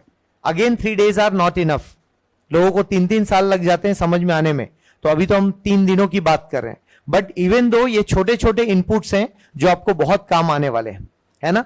और इस सेशन में कुछ लोग होंगे जिनको बहुत तेज नींद आ रही होगी, तो मान लो कि भैया गलत है ये इंडिकेशन, क्योंकि ये एग्जाम 3 साल ऐसे ही चलना है, ठीक है। जिनको नींद आ रही है मतलब समझ लो कि हम थोड़ा सा गड़बड़ है इस एग्जाम के लिए, है ना, या हमारा इंक्लाइनेशन इधर नहीं है, मेहनत तो उतनी ही चाहिए। तो अभी जब आप बैठोगे 3 घंटे तो आपको समझ में आएगा कि एग्जाम हॉल, यहां तो एसी लगा है, वहां सरकारी पंखा रहता है और कितनी जोर से चलता है पता है आपको भी, है ना। तो उन एग्जामिनेशंस को बनाया ऐसा गया है ताकि आपके अंदर वो ऑफिसर क्वालिटी है या नहीं है इस बात का पता लगाया जा सके, और वहीं पर आपको रिजेक्शन लिस्ट में डाल दिया जाता है। आप अपने आप बाहर हो जाते हैं। जैसे मान लो बैठ नहीं पाए, लगा सर बहुत गर्मी लग रही है, चेयर में नहीं बैठ पा रहा हूं, ठीक है भैया बाहर जाओ, कोई और आईएएस बनेगा। समझ में आ रहा है फिल्टर कैसे होते हैं। तो यही एक तरीका है। एनीवेज, और किसी का सवाल है अभिषेक सर से? हाँ जी बच्चे बोलो। अच्छा एक मिनट, आप माइक ले लो क्योंकि रिकॉर्डिंग हो रही। नहीं keep it with you, one है।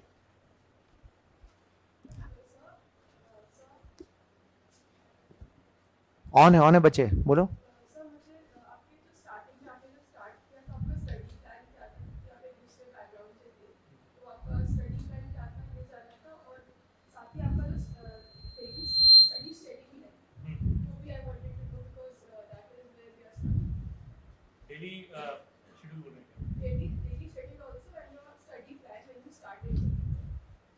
देखो स्टडी प्लान जैसे मैं बताया कि मैं था टेक्निकल बैकग्राउंड से और मेरे को इन सब का बहुत नॉलेज था नहीं, ठीक है।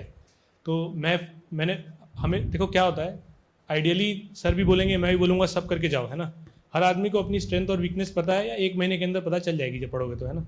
तो फर्स्ट आपका स्टेप होना चाहिए to build upon your strength. तो मैंने बताया ऑप्शनल, एथिक्स और एसे, मैंने इनिशियल फोकस इन्हीं पे रखा। तो मैं फर्स्ट अटेम्प्ट में ही इनमें ठीक नंबर ले आए थे, है ना। तो आप ऐसे चॉक आउट कर लो, लेकिन ये तीनों मस्ट है ना। और स्टडी प्लान ये रहा, तो एक आपको मैं बोलूँगा कि बिना नर्वस हुए एक सिंपली प्रीवियस ईयर पेपर एक आध बार देखिए, आपको ये समझ आ जाएगा कि भाई मेरा जो इनिशियल मैं कहाँ पे हूँ, उसके हिसाब से फिर आप टाइम प्लान करके दीजिए। देखिए निकालने को तो देखिए मजबूरी जब होती तो आदमी 6 महीने में ही पढ़ के निकालता है ना। लेकिन आपके पास समय है तो आप पर्याप्त टाइम देके 1 साल का मेरे हिसाब से करना चाहिए। लोगों ने उससे कम में भी निकाला है ना। लेकिन क्या होता है, अगर आप 1 साल का टाइम देंगे खुद को ना, तो आप नोट्स बना लेंगे, आप हर किसी की बुक पढ़ लेंगे, आप बाद में पजल नहीं होंगे। नहीं तो क्या होगा कि आप प्री तो निकाल लेंगे, प्री तो 6 महीने का काम है टोटल। मैंने जब फर्स्ट टाइम प्री दिया था, मैंने जनवरी में तैयारी चालू की थी, और मेरा पेपर था मई या जून में था, और मैं वर्किंग था तब, जॉब में था, ठीक है, तब भी हो गया था। प्री तो आपका हो जाएगा, लेकिन आपके पास पहले से आपको बताया इंटरनल सिक्योरिटी के नोट्स बन जाएँ, IR के नोट्स बन जाएँ। 1 साल का टाइम दीजिए खुद को, पहले अपनी स्ट्रेंथ पे प्ले करेंगे ताकि उसको हम इम्प्रूव कर सकें, और फिर एक्स्ट्रा चीज़ों पे आएंगे। क्योंकि जब तक हमको जो आता है वही नहीं स्ट्रांग होगा, तो फिर तो आपका मतलब यू विल बी नोवेयर, है ना। और मैं ये मतलब थोड़ा कंजर्वेटिव हूँ, मैं ऐसी हिदायत दूंगा कि बिना प्रिपरेशन के हमको एग्जाम में नहीं बैठना चाहिए। उससे क्या होता है कि आपके मन में फोबिया आ जाएगा, है ना। अब मैं मान लीजिए पढ़ के नहीं गया था और मैं प्री में बैठ गया, तो मेरे को लगा कि यार प्री तो टोटली रैंडम है ना। तो जब मैं नेक्स्ट बार तैयारी करूँगा ना, मेरे दिमाग में रहेगा कि यार कुछ भी आ सकता है। तो पढ़ के दीजिए, 1 साल का टाइम दीजिए। ऑप्शनल, एसे और ये आपका एथिक्स, ये नॉन नेगोशिएबल है ना, इसको अच्छे से करके जाना है। और जो डेली शेड्यूल की बात रही, तो वो क्या है, अपना अपना सबका है ना। जितना आप टाइम लेंगे उसके हिसाब से, अगर 1 साल का टाइम है आप, तब भी मैं बोलूँगा अगर आप कुछ और नहीं कर रहे हैं, है ना, अगर आप जॉब के साथ तैयारी कर रहे हैं तो आप 6 घंटा से ज़्यादा क्या निकालेंगे, 6 घंटा सैटरडे संडे। अगर आप जॉब के बिना हैं तो आप, जैसा कि सर बोल रहे हैं आप लोग सब नए हैं, तो आप पहले सिटिंग हैबिट बढ़ाइए, है ना। दिन में आपका एम होना चाहिए कि 8 घंटे तक तो पहुँचें, 8 से 10 आप ले जाएंगे, और जब एग्ज़ाम पास आ जाएगा तो फिर तो आपका जितना टाइम है वो आप पूरा पढ़ेंगे, है ना, इनिशियली। लेकिन आपको एक डिसिप्लिन बना के रखना है कि भाई 8 घंटे तो मैं पढ़ूंगा, 10 घंटे तो मैं पढ़ूंगा। ऐसा नहीं कि आज मैंने 12 पढ़ लिए, अब मैं हालत ख़राब हो चुकी। Consistency is the key, consistency और डिसिप्लिन, 8 आवर्स। और मैं एडवाइस करूँगा कि आप दिन को 2 पार्ट में स्प्लिट कर लीजिए। कभी भी अपन एक सब्जेक्ट पूरा दिन पढ़ते हैं तो अपन लेजी हो जाते हैं, ठीक है यार ये पढ़ रहे हैं, सुबह से पढ़ रहे हैं। 2 पार्ट स्प्लिट कीजिए, तो आपको दिखेगा कि भाई मेरे पास 4 ही घंटे हैं, आज हमने कोई टॉपिक खत्म करना है। टॉपिक की लिस्टिंग बनाइए दिन की, कि आज मैं बैठा हूँ तो मैं आज पार्लियामेंट चैप्टर खत्म करके उठूंगा, है ना। मेरे पास 4 ही घंटे हैं उसके लिए, तो उस हिसाब से 8 to 10 आवर्स मेरे हिसाब से सफिशेंट है। एग्ज़ाम आता है तो और बढ़ा देते हैं। जो वर्किंग है वो 6 आवर्स कम से कम निकालें, और सैटरडे संडे को अच्छा यूज़ करें। वर्किंग में डिसिप्लिन और ज़्यादा ज़रूरी है, कि आप काम करके आए हैं 5 दिन हफ्ते में, फिर आप बोल रहे हैं कि मैं ब्रेक लूँगा, तो वैसा तो नहीं चलेगा, है ना। बस, और बाकी डेली अपना आपको डिस्कवर हो जाएगा कि मेरे को कितना चाहिए, है ना। वहाँ पे प्लीज प्लीज पूछिए, आपके हाथ में माइक। किसकी माइक ऐसे की स्ट्रेटजी ये थी कि देखिए, मैं जैसा कि मैंने उसमें बताया केस स्टडी में, है ना, ऐसे में आपको क्या चाहिए, थोड़ा डेप्थ नॉलेज चाहिए सब चीज़ के बारे में। अगर आपकी जैसे मेरी जो लिटरेचर बैकग्राउंड है नहीं है, उतना मैं इंटरेस्टेड था नहीं, तो मैंने क्या किया, प्रीवियस लोगों के पढ़ता गया, है ना। अब जैसे मैंने मान लीजिए कि वुमेन एम्पावरमेंट भी 4 ऐसे पढ़ लिए, तो उस ऐसे को जब मैं पढ़ा चारों, तो मेरे पास स्टैट्स आ गए, मेरे पास केस स्टडी आ गई लिखने के लिए, है ना, मेरे पास नॉलेज आ गया, मेरा पर्सपेक्टिव बन गया। तो मैं ऐसे में आपको बोलूँगा कि एक तो आप न्यूज़पेपर पढ़ रहे हैं उससे बन ही रहा है। टॉपर्स के आप ऐसे पढ़िए, आपको बहुत कुछ रेडीमेड मिल जाएगा, आपको बनाना नहीं पड़ेगा कोट्स और ये सब, है ना। और ऐसे में बोलूँगा कि लिखना बहुत इंपॉर्टेंट है। आप कितना भी खराब लिखते हो, आप लिखना चालू कीजिए, क्योंकि एक टॉपिक पे 1000 वर्ड लिखना जो है वो एक चैलेंज है। जब तक आपके नेचुरली फ्लो में ना आ जाए ना कि मैं कुछ भी बोलो 1000 वर्ड लिख ही दूंगा, तब तक काम नहीं होगा। तो पहला है कंप्लीशन, उसके लिए आप करेंगे प्रैक्टिस। दूसरा है वैल्यू एडिशन, उसके लिए आप करेंगे रिवर्स स्टडी, ठीक है। और कोई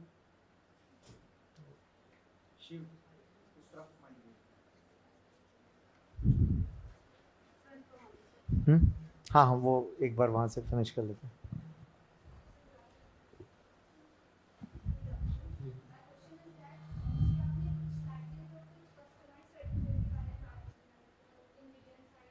हाँ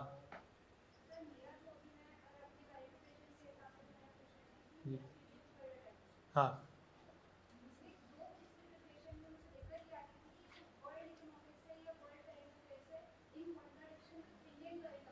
हम्म,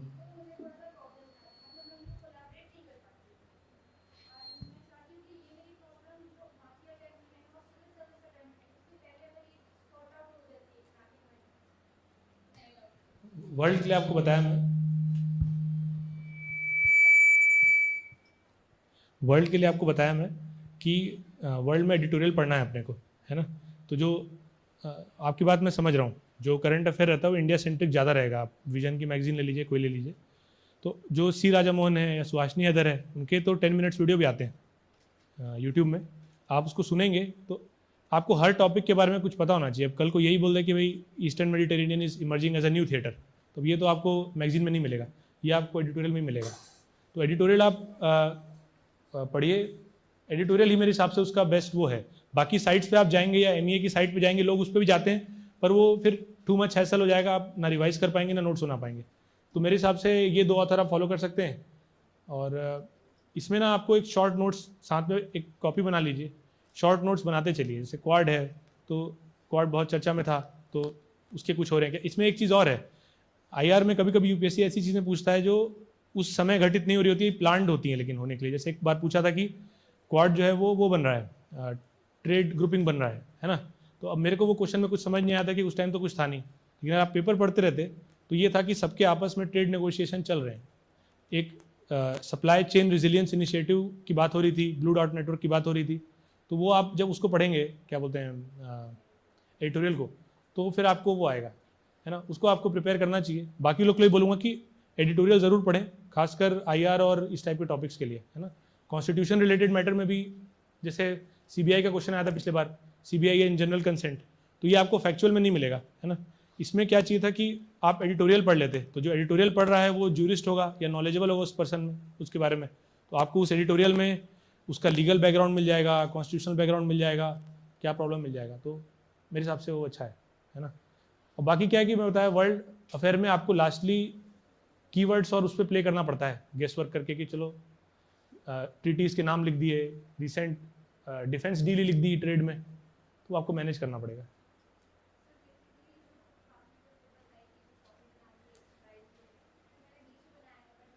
आप, मैं सुन नहीं पा रहा हूँ,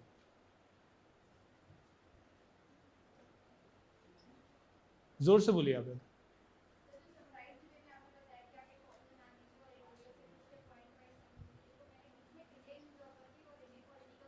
हम्म,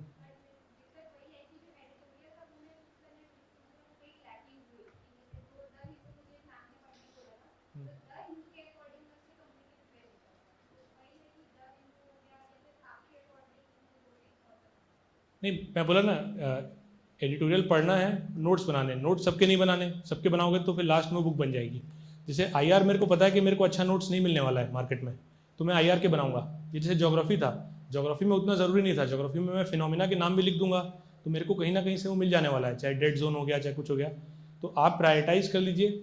और मैं पूरा पेपर पढ़ने की बात नहीं बोल रहा हूँ, मैं तो इवन न्यूज़पेपर की बात भी नहीं कर रहा हूँ। आप उसकी वेबसाइट पर जाइए, सी राजा मोहन टाइप कीजिए, आपको वो हर इशू पे लिखता हुआ मिल जाएगा। हर इशू कहाँ रुकना है ये पता होना चाहिए हमको, है ना। तो जैसे अगर मैं क्वाड पढ़ रहा हूँ तो 2 आर्टिकल्स आर इनफ या 3 आर्टिकल्स आर इनफ। ऐसा नहीं कि फिर मैं क्वाड के बारे में ज़्यादा पढ़ रहा हूँ, रिपीटेशन आएगी और मैं खुद कंफ्यूज हो जाऊँगा क्या लिखना है मेरे को, है ना। तो रेस्ट्रिक्ट कर दीजिए, एक टॉपिक 2 आर्टिकल, प्रायोरिटाइज कर दीजिए, केवल इन आर्टिकल्स के नोट बनाऊंगा। पूरा एडिटोरियल का नोट्स नहीं बनाना है, क्योंकि आप ना तो पढ़ पाओगे लास्ट में उसको, और आपका समय भी कीमती है ना। ठीक,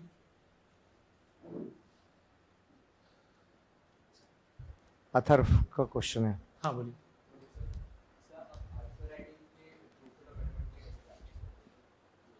आंसर राइटिंग के लिए बताया मैं, 2 स्टेज चीज़ें हैं, है ना। एक है कि हम आप बैठिए। एक स्टेज है कि हम लिख पाएँ पहले, तो टाइमिंग, है ना। 3 स्टेज बल्कि बोल सकते हैं। पहला है कि हम जो क्वेश्चन मांगा है वो समझ जाएं, उसके लिए कीवर्ड्स आप पढ़ लेंगे, डिस्कस मतलब क्या है इसमें भी प्रीवियस ईयर, आजकल प्रीवियस ईयर के भी आंसर मिलते हैं और टॉपर के भी आंसर मिलते हैं, तो उसको देखिए क्या लिखना है, पता चल गया। पहला यही है। मैं सेकंड है कि मेरा टाइमिंग 7 मिनट 11 मिनट, तो पहले मैंने क्या किया, पढ़ लिया, क्या लिखना है देख लिया, पहले लिखिए ना, पहले 15 मिनट में लिखिएगा आंसर। इनिशियली हो सकता है आपको आधा घंटा भी लगे, स्ट्रक्चर और क्या लिखना है ये डेवलप हो जाएगा। अब आप 15 मिनट से आधे घंटे में लिख लग गए आंसर। अब आप क्या कीजिए, अब टाइमिंग पे आ जाइए, रेडी स्टॉप वॉच लेके बैठे 7 मिनट 11 मिनट। और तीसरा स्टेज है फिर आपका टेस्ट सीरीज। टेस्ट सीरीज से आपको पता चल जाएगा कि जो मेरे को सही लग रहा है वो दूसरे को लग रहा है कि नहीं। आंसर राइटिंग में यही है कि लिख लिख के और दूसरे का देख के, है ना। जैसे जो इस पिछले बार जिनकी रैंक 1 आई थी, उनने क्या बोला था कि मैंने ड्राइंग बहुत ज़्यादा बनाई, है ना। तो मैंने क्या किया, मैंने उनकी आंसर शीट ली, जो भी उन्होंने ड्राइंग बनाई थी, एक रेडी कर लिया कॉपी। इस बार पूछा, मैंने बना दिया, मेरी मेहनत बच गई है ना। तो अब जब रिसोर्सेज अवेलेबल हैं तो कीजिए ऐसा, है ना। तो लेकिन मैं एक चीज़ बोलूँगा, हर चीज़ को मॉडरेशन में करना है ना। जैसे आपका आंसर राइटिंग इंपॉर्टेंट है, तो ऐसा नहीं कि आप रिवर्स इंजीनियरिंग में ही लगे हुए हैं, है ना।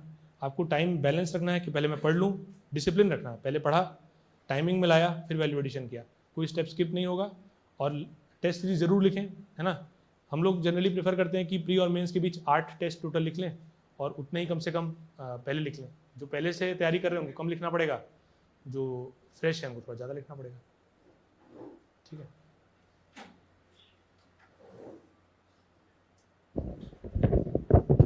Any question?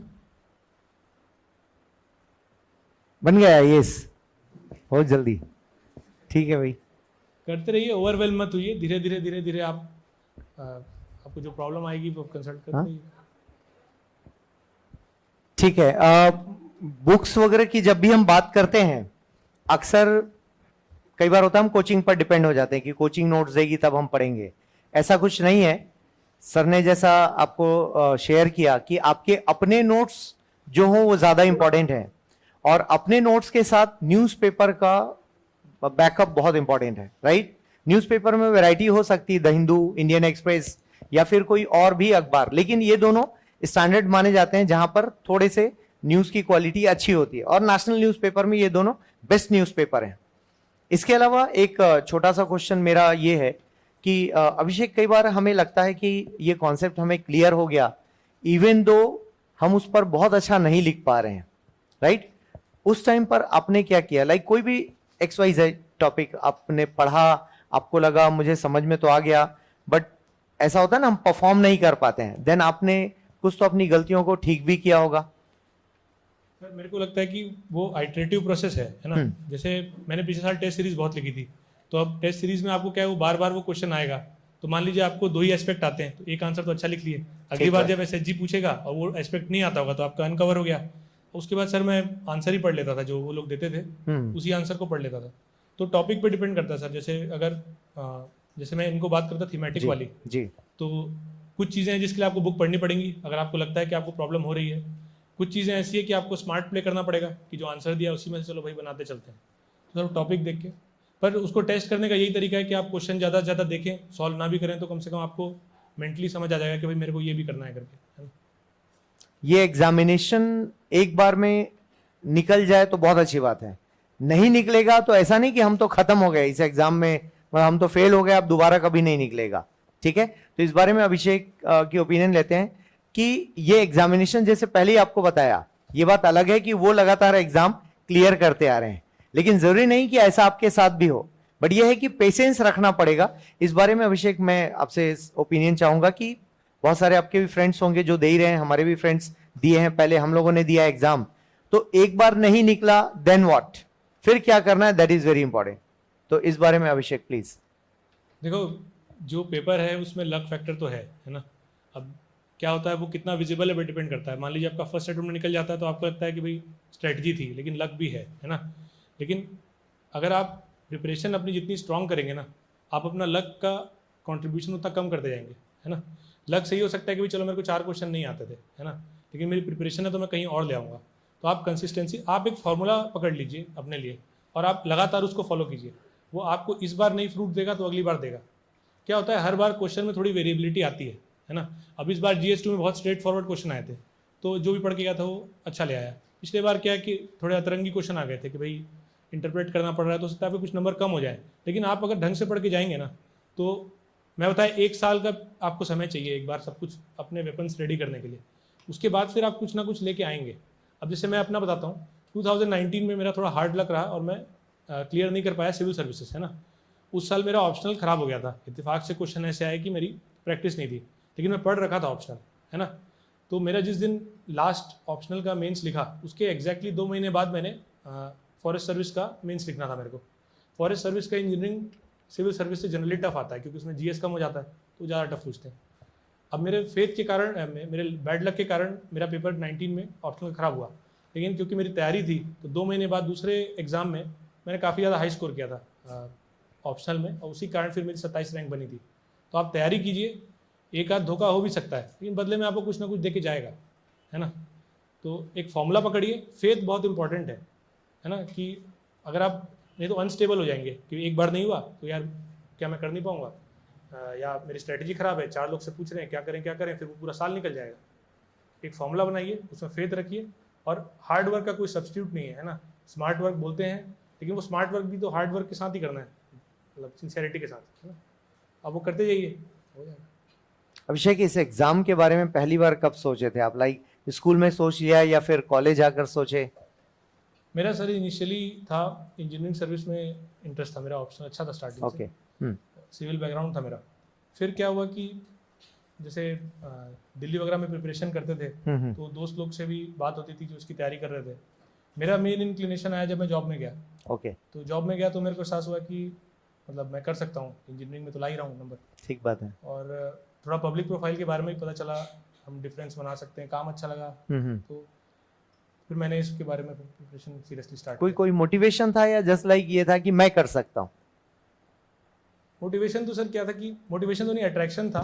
अगर आप जॉब प्रोफाइल देखेंगे, है ना, मैं एक चीज़ आपको बोलता हूँ कि अगर आप, ऐसे लोग बोलते हैं ना कि सिविल सर्विस में 2 साल खराब कर दिए, 3 साल खराब कर दिए, मेरे को लगता है सर्विस वर्थ है। अगर आप इसका प्रोफाइल देखें ना, आप अपने जीवन में चेंज ला सकते हैं, आप दुनिया में जितना चेंज ला सकते हैं, तो उसके बारे में एक मोटिवेशन भी अंदर से डेवलप कीजिए, है ना। हर किसी का अलग अलग रीज़न हो सकता है। किसी को सर वर्क प्रोफाइल पसंद है, किसी को लोगों के बीच रहना अच्छा लगता है, किसी को लगता है कि भाई ठीक है कंफर्टेबल लाइफ मेरी रहेगी। आपका कोई मोटिवेशन हो सकता है कि एक मोटिवेशन बनाइए, फिर उसके साथ। बहुत बढ़िया।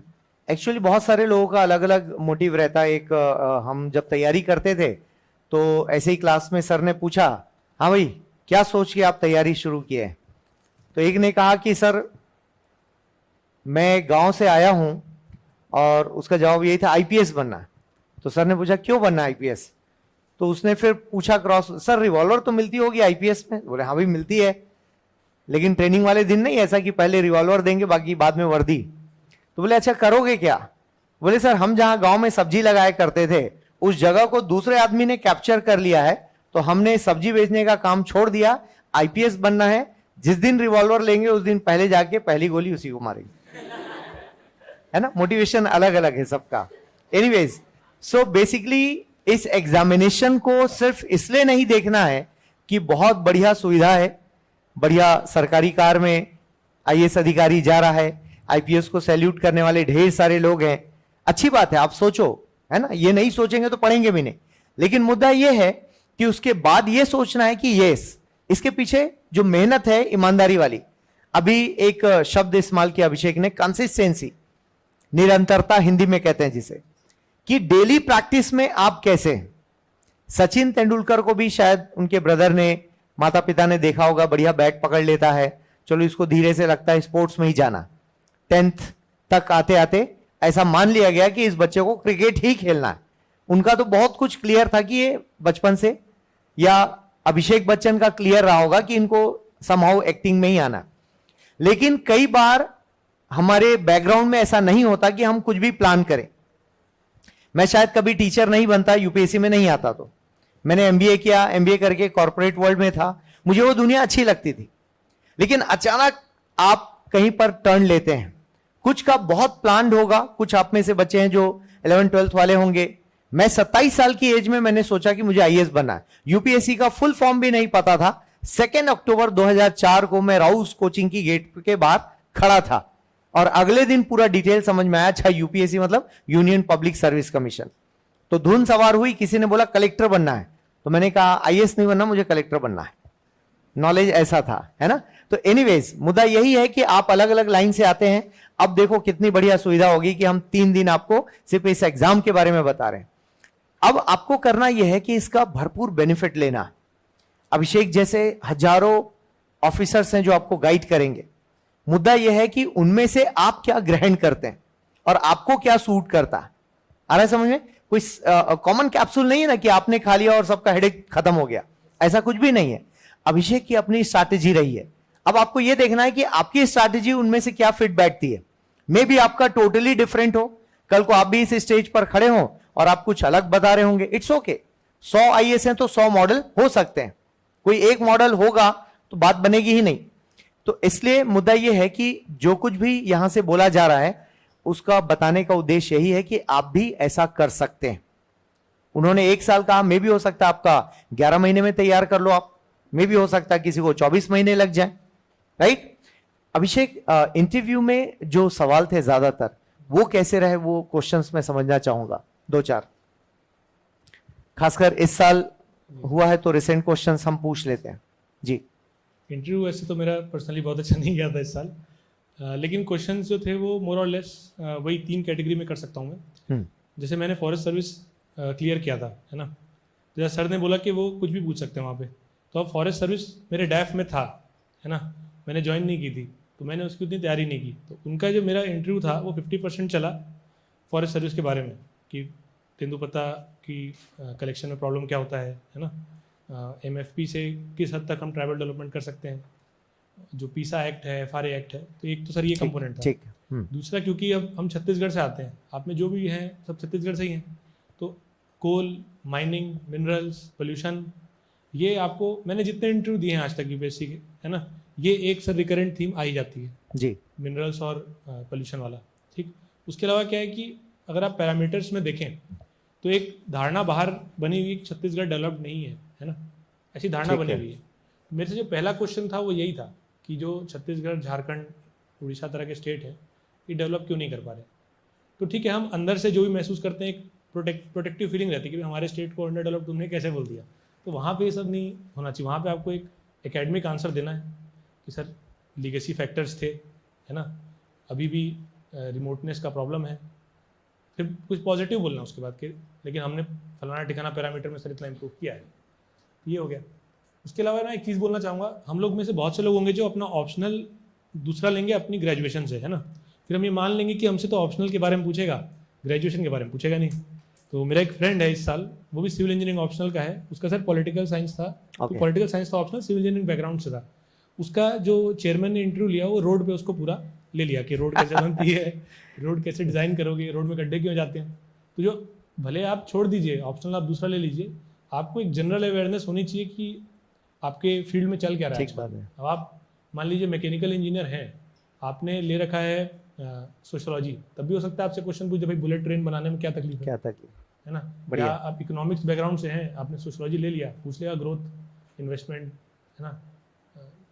तो यही 4 चीज़ें हैं, एक आपकी जॉब प्रोफाइल, एक आपका अच्छा, एक ना उसमें आपको लिखने बोलेगा आपके इंटरेस्ट एरियाज और हॉबी, है ना, तो उसको बहुत सोच समझ के हम लिखेंगे, है ना। जैसे आपको बैडमिंटन खेलना अच्छा लगता है, आपने लिख दिया बैडमिंटन, तो ये तो नहीं पूछेगा कि आप कितना देर खेलते हैं, किस कंपनी का रैकेट यूज़ करते हैं, वो फिर उसमें पूरा घुस जाएगा कि भाई इंडिया का बैडमिंटन परफॉर्मेंस क्या है ना, बैडमिंटन के कुछ रूल के बारे में पूछ लेगा, कोई फेमस प्लेयर के बारे में पूछ लेगा, लास्ट मैच कौन सा अच्छा लगा।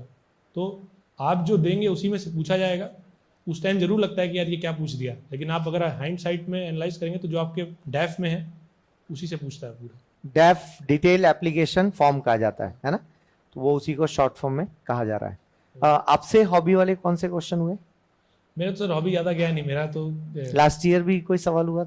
हाँ, मैंने जैसे जॉगिंग लिखा था। अच्छा, क्या था कि फॉरेस्ट सर्विस में सर जो उसका रिक्वायरमेंट है, ठीक है, टेस्ट, हाँ, तो जॉगिंग के बारे में पूछ लिया था, आपसे जॉगिंग था तो हमने लिख दिया जॉगिंग कि भाई ठीक है करते हैं, बोल देंगे उसमें। तो वहाँ पे क्वेश्चन ही आया कि जॉगिंग और रनिंग में डिफरेंस क्या है। ठीक है, और बहुत बढ़िया। एक पूछा था कि अप द हिल आप जॉगिंग करेंगे, अच्छा वो वेरीफाई करने की कोशिश करते हैं कभी कभी कि आपने एक्चुअल में किया है कि नहीं। ठीक है, तो अब आपने लिख दिया कि भाई मैं तो जॉगिंग करता हूँ, आपसे पूछा कि अप द हिल जॉगिंग करना ज़्यादा कंफर्टेबल रहता है कि डाउन द हिल। अब नहीं किया तो क्या बोलेंगे, नीचे आने में अच्छा लगता है जनरली, मेहनत कम लगती है, लेकिन जब आप जॉगिंग करेंगे और आप डाउन द हिल जाएंगे ना, आपको ज़्यादा इम्पैक्ट होता है पैर पे। ठीक बोल रहे हैं। जो भी लिखिए सोच समझ के लिखिए, है ना। और अगर आपका समय है ना, आप लंबी तैयारी कर रहे हैं, हॉबी नहीं है तो कुछ बना लीजिए छोटी सी, उसके बारे में मतलब ऐसा नहीं बोलो टाइम दीजिए, लेकिन बना लीजिए, क्योंकि जेन्युइन नहीं होगा ना वहाँ पकड़ाई में आ जाएगा सब। एग्जैक्टली हम तो सर इस टाइप का केस सुने हुए हैं कि किसी ने बोला कि मेरे को पोएम राइटिंग अच्छा लगता है, तो स्पॉट पे पूछ दिया, चलो भाई 2 लाइन की बना दो पोएम, है ना। तो वो एक इम्पॉर्टेंट चीज़ है। हाँ, ऐसा पहले भी हुआ है, बिल्कुल सही कह रहे हैं। कई बार आपको लगेगा मजाक मस्ती हो रही, लेकिन वो रियलिटी है वहां पर। एक ने लिखा गार्डनिंग, तो एक मैम बैठती थी, मैं नाम नहीं लूंगा, रिकॉर्ड भी हो रहा है ये, तो वो उन्होंने कहा अच्छा चलो गार्डन में, कमरे से उठा के गार्डन में ले गए और उन्होंने 2-4 सवाल किए, तो बंदा तो थ्योरी में लिख दिया था ना, प्रैक्टिकली उसको नहीं पता था, तो ऐसे वो फंस गया। एक बार बुक पढ़ने की हॉबी थी, उन्होंने लिखा नॉवेल पढ़ता हूं, तो वहां फिर एक महानुभाव बैठे थे, वो खुद पेशे से राइटर थे, उनकी बहुत सारी किताबें पब्लिश हो, उन्होंने पूछा ये सब टाइटल पढ़ा? कहा नहीं सर मुझे नहीं लगता ये सब मुझे पढ़ना चाहिए। वो जवाब ही ऐसा दिया कि वो नाराज हो गए, नंबर कम दे दिया। तो हॉबी के ऊपर बहुत सारे सवाल हो सकते हैं, राइट, और वैरायटी। लेकिन हॉबी एक ऐसी चीज है जो आपकी पर्सनालिटी के डेप्थ को दिखाता है। क्लियर है? आपको अच्छा क्या लगता है? अब जैसे आपने कहा सर गाना गाना अच्छा लगता है, तो गाना गाने में वो पूरे तह में जा सकते हैं, लाइक क्लासिकल। अच्छा, फिर मान लो आपने सिर्फ सिंपल लिख दिया सपोज कि गाना गाना अच्छा लगता है, सिंगिंग इज योर हॉबी, या लिसनिंग टू म्यूजिक मान लो लिखते हैं आप, तो उसमें आपको स्पेसिफिक होने की जरूरत है, क्लियर होने की जरूरत है कि म्यूजिक मीन्स व्हाट, क्लासिकल, या आपको जो फोक म्यूजिक है वो अच्छा लगता है, स्पेसिफाई करके। एक्चुअल वो क्या देखना चाहते हैं कि यदि आपका इंटरेस्ट किसी चीज पर है और आप डेप्थ में हैं, तो कल को ऑफिशियली कोई काम आपको दिया जाएगा, उसको कितने रुचि से आप करते हैं, आपकी एक पर्सनालिटी का टेस्ट है बेसिकली वो, राइट। तो हॉबी से वहां पकड़ के ले जाते हैं। तो इसीलिए सजेस्ट किया जाता है कि आईएएस के एग्जाम में आपके अंदर कुछ वैरायटी है तो बहुत अच्छी बात है। इसलिए अभी आप लोग जो स्टूडेंट लाइफ में हैं, सपोज स्कूल में है, कॉलेज में है, तो कॉलेज के फंक्शंस को अवॉइड मत कीजिए। कल्चरल प्रोग्राम है, गो एंड पार्टिसिपेट। एनसीसी है, go and participate. NSS, go and take a participation. तो इससे क्या होगा, आपके अंदर कुछ वेराइटीज आएंगी, बोलने के लिए कुछ रहेगा। जैसे श्रद्धा तो आई नहीं है, तो श्रद्धा के साथ हुआ ये कि उनको लगा मेरे पास कोई हॉबी नहीं, बहुत कोई स्ट्रांग हॉबी नहीं है, ऐसा उनको लगा। तो हमने काफी डिस्कस भी किया था उनके प्रोफाइल पर। देन फाइनली इस साल उन्होंने बोला, जब उनको मौका मिला लास्ट में कि अच्छा कुछ बताना चाहेंगे, तो बोले हाँ सर मैं मतलब अपनी बात रखना चाहती हूं और एक गाना, मुझे गाने का शौक है। तो लास्ट में उन्होंने डिस्क्लोज किया। देन हमारे छत्तीसगढ़ का सॉन्ग है ना, अरपा पैरी के धार, तो वो राजगीत जिसको हम कहते हैं राज्य गीत, स्टेट सॉन्ग, वो उन्होंने गा के सुनाया और वो मुझे लगता है वो उनका टर्निंग पॉइंट था। तो पूरा इंटरव्यू में भी 1 घंटे का चला। हो सकता है कि 10 क्वेश्चन में से 9 में बहुत सेटिस्फैक्शन उनको नहीं हुआ होगा, लेकिन 10वां क्वेश्चन आपको टोटल हिट दे गया। क्लियर है? ऐसा पॉसिबल है। तो एनीवेज अगेन ये कोई फिक्स क्राइटेरिया नहीं कि ऐसा बोलोगे तो ऐसा नंबर आएगा। It's all depend on their mood और आपका डिटेल क्या लिखा है, उस वक्त उनको कौन सा क्वेश्चन क्लिक किया, इन सारी चीजों से वो आपका इंटरव्यू डिसाइड होना, राइट। कोई और सवाल किसी? हाँ, जो बल्कि कॉलेज में या स्कूल में नहीं है, जैसे आपको लग रहा है कि आप आ चुके प्रिपरेशन में, हॉबी कैसे डेवलप करें, है ना, तो आप उसमें भी कर सकते हैं। अब जैसे कि आपको मैं बोला एडिटोरियल आप पढ़िए आईआर के, है ना, तो कुछ लोग यही लिख देते हैं कि भाई मेरा हॉबीज एंड इंटरेस्ट होता है फॉलोइंग इंटरनेशनल अफेयर्स, है ना। तो जो भी आप लेकिन एक बना के जाइए कि आपको वहाँ लिखना है और आपको वहाँ जस्टिफाई करना है। इससे फ़ायदा ये होगा, आपने लिख दिया कि मेरा हॉबी है फॉलोइंग न्यूज़पेपर या फॉलोइंग न्यूज़पेपर, तो खैर सुसाइडल है कि आपने बोल दिया कि मेरे को सब कुछ आता है। आप बोलिए कि मेरे को वर्ल्ड अफेयर्स फॉलो करना अच्छा लगता है। अब आपने तो पढ़ रखा है, तो आपसे क्वेश्चन जरूर पूछेगा वर्ल्ड अफेयर। बिल्कुल। कईयों ने जिनने लिखा तो फिर क्वेश्चन प्रेडिक्टेबल हो गए कि भाई यूक्रेन क्राइसिस हो गया, जो भी बड़ा चल रहा था न्यूज़ में। तो एक लेकिन बना के चलिए साथ में, तो आपको फिर फैब्रिकेट नहीं करना पड़ेगा। फैब्रिकेट करेंगे तो फिर वो लैक ऑफ इंटीग्रिटी दिखाएगा, और लैक ऑफ इंटीग्रिटी अगर आ गया तो फिर आप फिर कितने क्वेश्चन का आंसर सही दे लीजिए, फिर वो बहुत कम नंबर पे। डेफिनेटली। और अलग से कोई इसको 4-6 महीने तैयार करने की जरूरत नहीं होती, नेचुरल प्रोसेस में। जैसे आज आप कुछ सुन रहे हैं अभिषेक से, कल को मुझसे सुनेंगे, टीचर से सुनेंगे, किसी और आईएएस से मिलेंगे। एवरीडे आपकी लर्निंग कलेक्शन के फॉर्म में आईएएस की प्रिपरेशन की ओर ले जाती है आपको।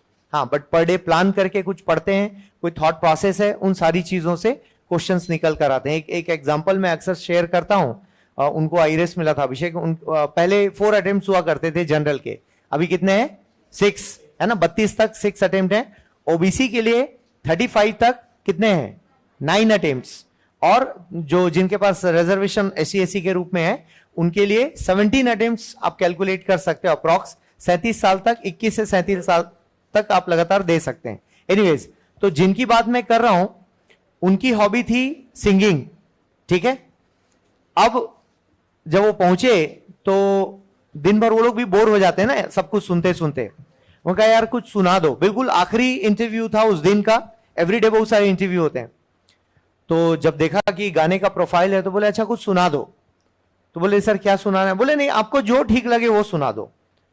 तो वो उस बंदे ने अपने फेवरेट सिंगर का गाना शुरू किया, किशोर कुमार या रफी साहब कोई फेवरेट थे, तो बिल्कुल वही लय ताल पकड़ के उन्होंने गा दिया। तो उनको मजा आया कि अरे ये बंदा तो बड़े मतलब तैयार होके आया है ना, उन्होंने सोचा नहीं था। फिर उसके बाद जब वो गाया तो बोले और क्या गा सकते हो? तो बोले सर आप जो बोले। अच्छा हम जो बोले? ठुमरी गा सकते हो? ठुमरी जानते हैं ना, क्लासिकल म्यूजिक का एक एंगल है। तो उसने ठुमरी भी गा दिया। तो वो लोग थोड़े और अरे ये तो और प्रिपेयर्ड है। फिर इसके बाद बोले फिर सवाल आया, बोले अच्छा अब क्या? बोले सर फिर जो बोले। अच्छा गजल गा सकते हो? एक्चुअल वो प्रोफेशनल सिंगर था वो, ठीक है, और कई सालों की उनकी प्रैक्टिस थी। वो जो सर सेलेक्ट हुए कई सालों की उनकी प्रैक्टिस थी और स्टेज परफॉर्मर थे, तो इसलिए जो बोलो सब चालू हो जाए वो। तो उनको फिर और मजा आने लगा, चूंकि अब नींद भाग गई उन लोग की भी, दिन भर बैठे बैठे थकान कि उसने बढ़िया से सुनाया गाना। तो बोले यार अच्छा और क्या कर सकते हो म्यूजिक में? तो उसने बोला सर धुन किसी और का और बोल किसी और के। अच्छा कर लोगे ऐसा? अंताक्षरी पहले एक प्रोग्राम आता था याद होगा, है ना, अनु कपूर का, तो वो ऐसा करवाते थे। तो उसने वो भी कर दिया, बोल किसी और के, शब्द किसी और के, लाइक धुन किसी और की। फिर बोले और कुछ बचा है? तो बोले सर कोई भी गाना बोलिए मैं उल्टा गा दूंगा। तो कहा गजब है। तो फिर उन्होंने रैंडमली कोई भी गाना दे दिया, वो उल्टा गा दिया बंदे ने, इतनी प्रैक्टिस थी। तो उन्होंने आखिरी में लगभग हाथ जोड़ने वाली पोजीशन में आ गए कि अच्छा मतलब म्यूजिक में तो ये बंदा एक्सपर्ट है। फाइनल फिर उन्होंने अचानक से एक सवाल दागा और पूछा कि एयरपोर्ट पर आपकी ड्यूटी लगी हुई है और इंडियन क्रिकेट टीम मैच हारकर बाहर से आ रही, वर्ल्ड कप हार के, अब आपका क्या वहां पर काम होगा? क्योंकि पब्लिक जो है बाहर बहुत गुस्से में खड़ी है और सड़े हुए अंडे टमाटर लेकर खड़ी है और कुछ लोग नारे भी लगा रहे हैं अगेंस्ट में। ऐसी हालात में अब क्या करेंगे? तो अब ये तो एकदम पलट के क्वेश्चन आ गया, बढ़िया म्यूजिक का माहौल चल रहा था। तो इस बंदे ने पॉज लिया और पॉज लेके बोर्ड से क्रॉस क्वेश्चन कर लिया उन्होंने। बोला सर मेरी ड्यूटी वहां पर किस ऑफिसर के तौर पर है ये आप क्लियर कर दीजिए। आए समझ में? क्योंकि यूपीएससी में तो बहुत सारी वैकेंसी, बहुत सारे पोस्ट हैं। तो उस बंदे के इस अलर्टनेस पर उन्होंने बहुत जबरदस्त नंबर दे दिया उस बंदे को और he became an IAS officer. वो लास्ट अटेम्प्ट था और जीएस में पुअर मार्क्स थे, बिकॉज ऑफ इंटरव्यू वो लीड कर गए। कई बार होता है, लेकिन आपके हाथ में पहले क्या है, जनरल स्टडीज है, बिकॉज वो टोटल 7 पेपर्स हैं और अच्छे खासे मार्क्स हैं आपके पास। 1725 नंबर आते हैं टोटल मेंस के, ठीक है। इधर 275 बाद में और एड ऑन होता है इंटरव्यू का। तो ऐसे कई बार आपको लीड करना पड़ता है। अब ऐसा तो नहीं उस व्यक्ति ने सोचा होगा IAS का इंटरव्यू देना है इसलिए म्यूजिक में इंटरेस्ट रखो। नो, आपका जो नेचुरल है कीप विद दैट। लेकिन मुद्दा यह है कि उसके ऊपर बोलने के लिए, बात करना या प्रेजेंटेशन देना आपको आना चाहिए, क्योंकि आप एक्सप्रेस नहीं करोगे। 30 मिनट्स वो आपको देंगे और आपके करियर का ऑलमोस्ट 30-40 ईयर्स डिसाइड होने वाला है। और जो उधर बैठे हैं वो 30 ईयर्स आपसे सीनियर हैं, ऑलमोस्ट रिटायर्ड। तो उन्होंने हम जैसे हजारों लोगों को अपने कमरे से बाहर निकाल दिया, चल भागो यहां से, राइट। तो आप घुसते ही आपको थोड़ा तो जज कर लेते हैं वो लोग। So this is all about interview. और बातें होंगी इसके बारे में। कोई और सवाल अभिषेक सर से? यस प्लीज बच्चे।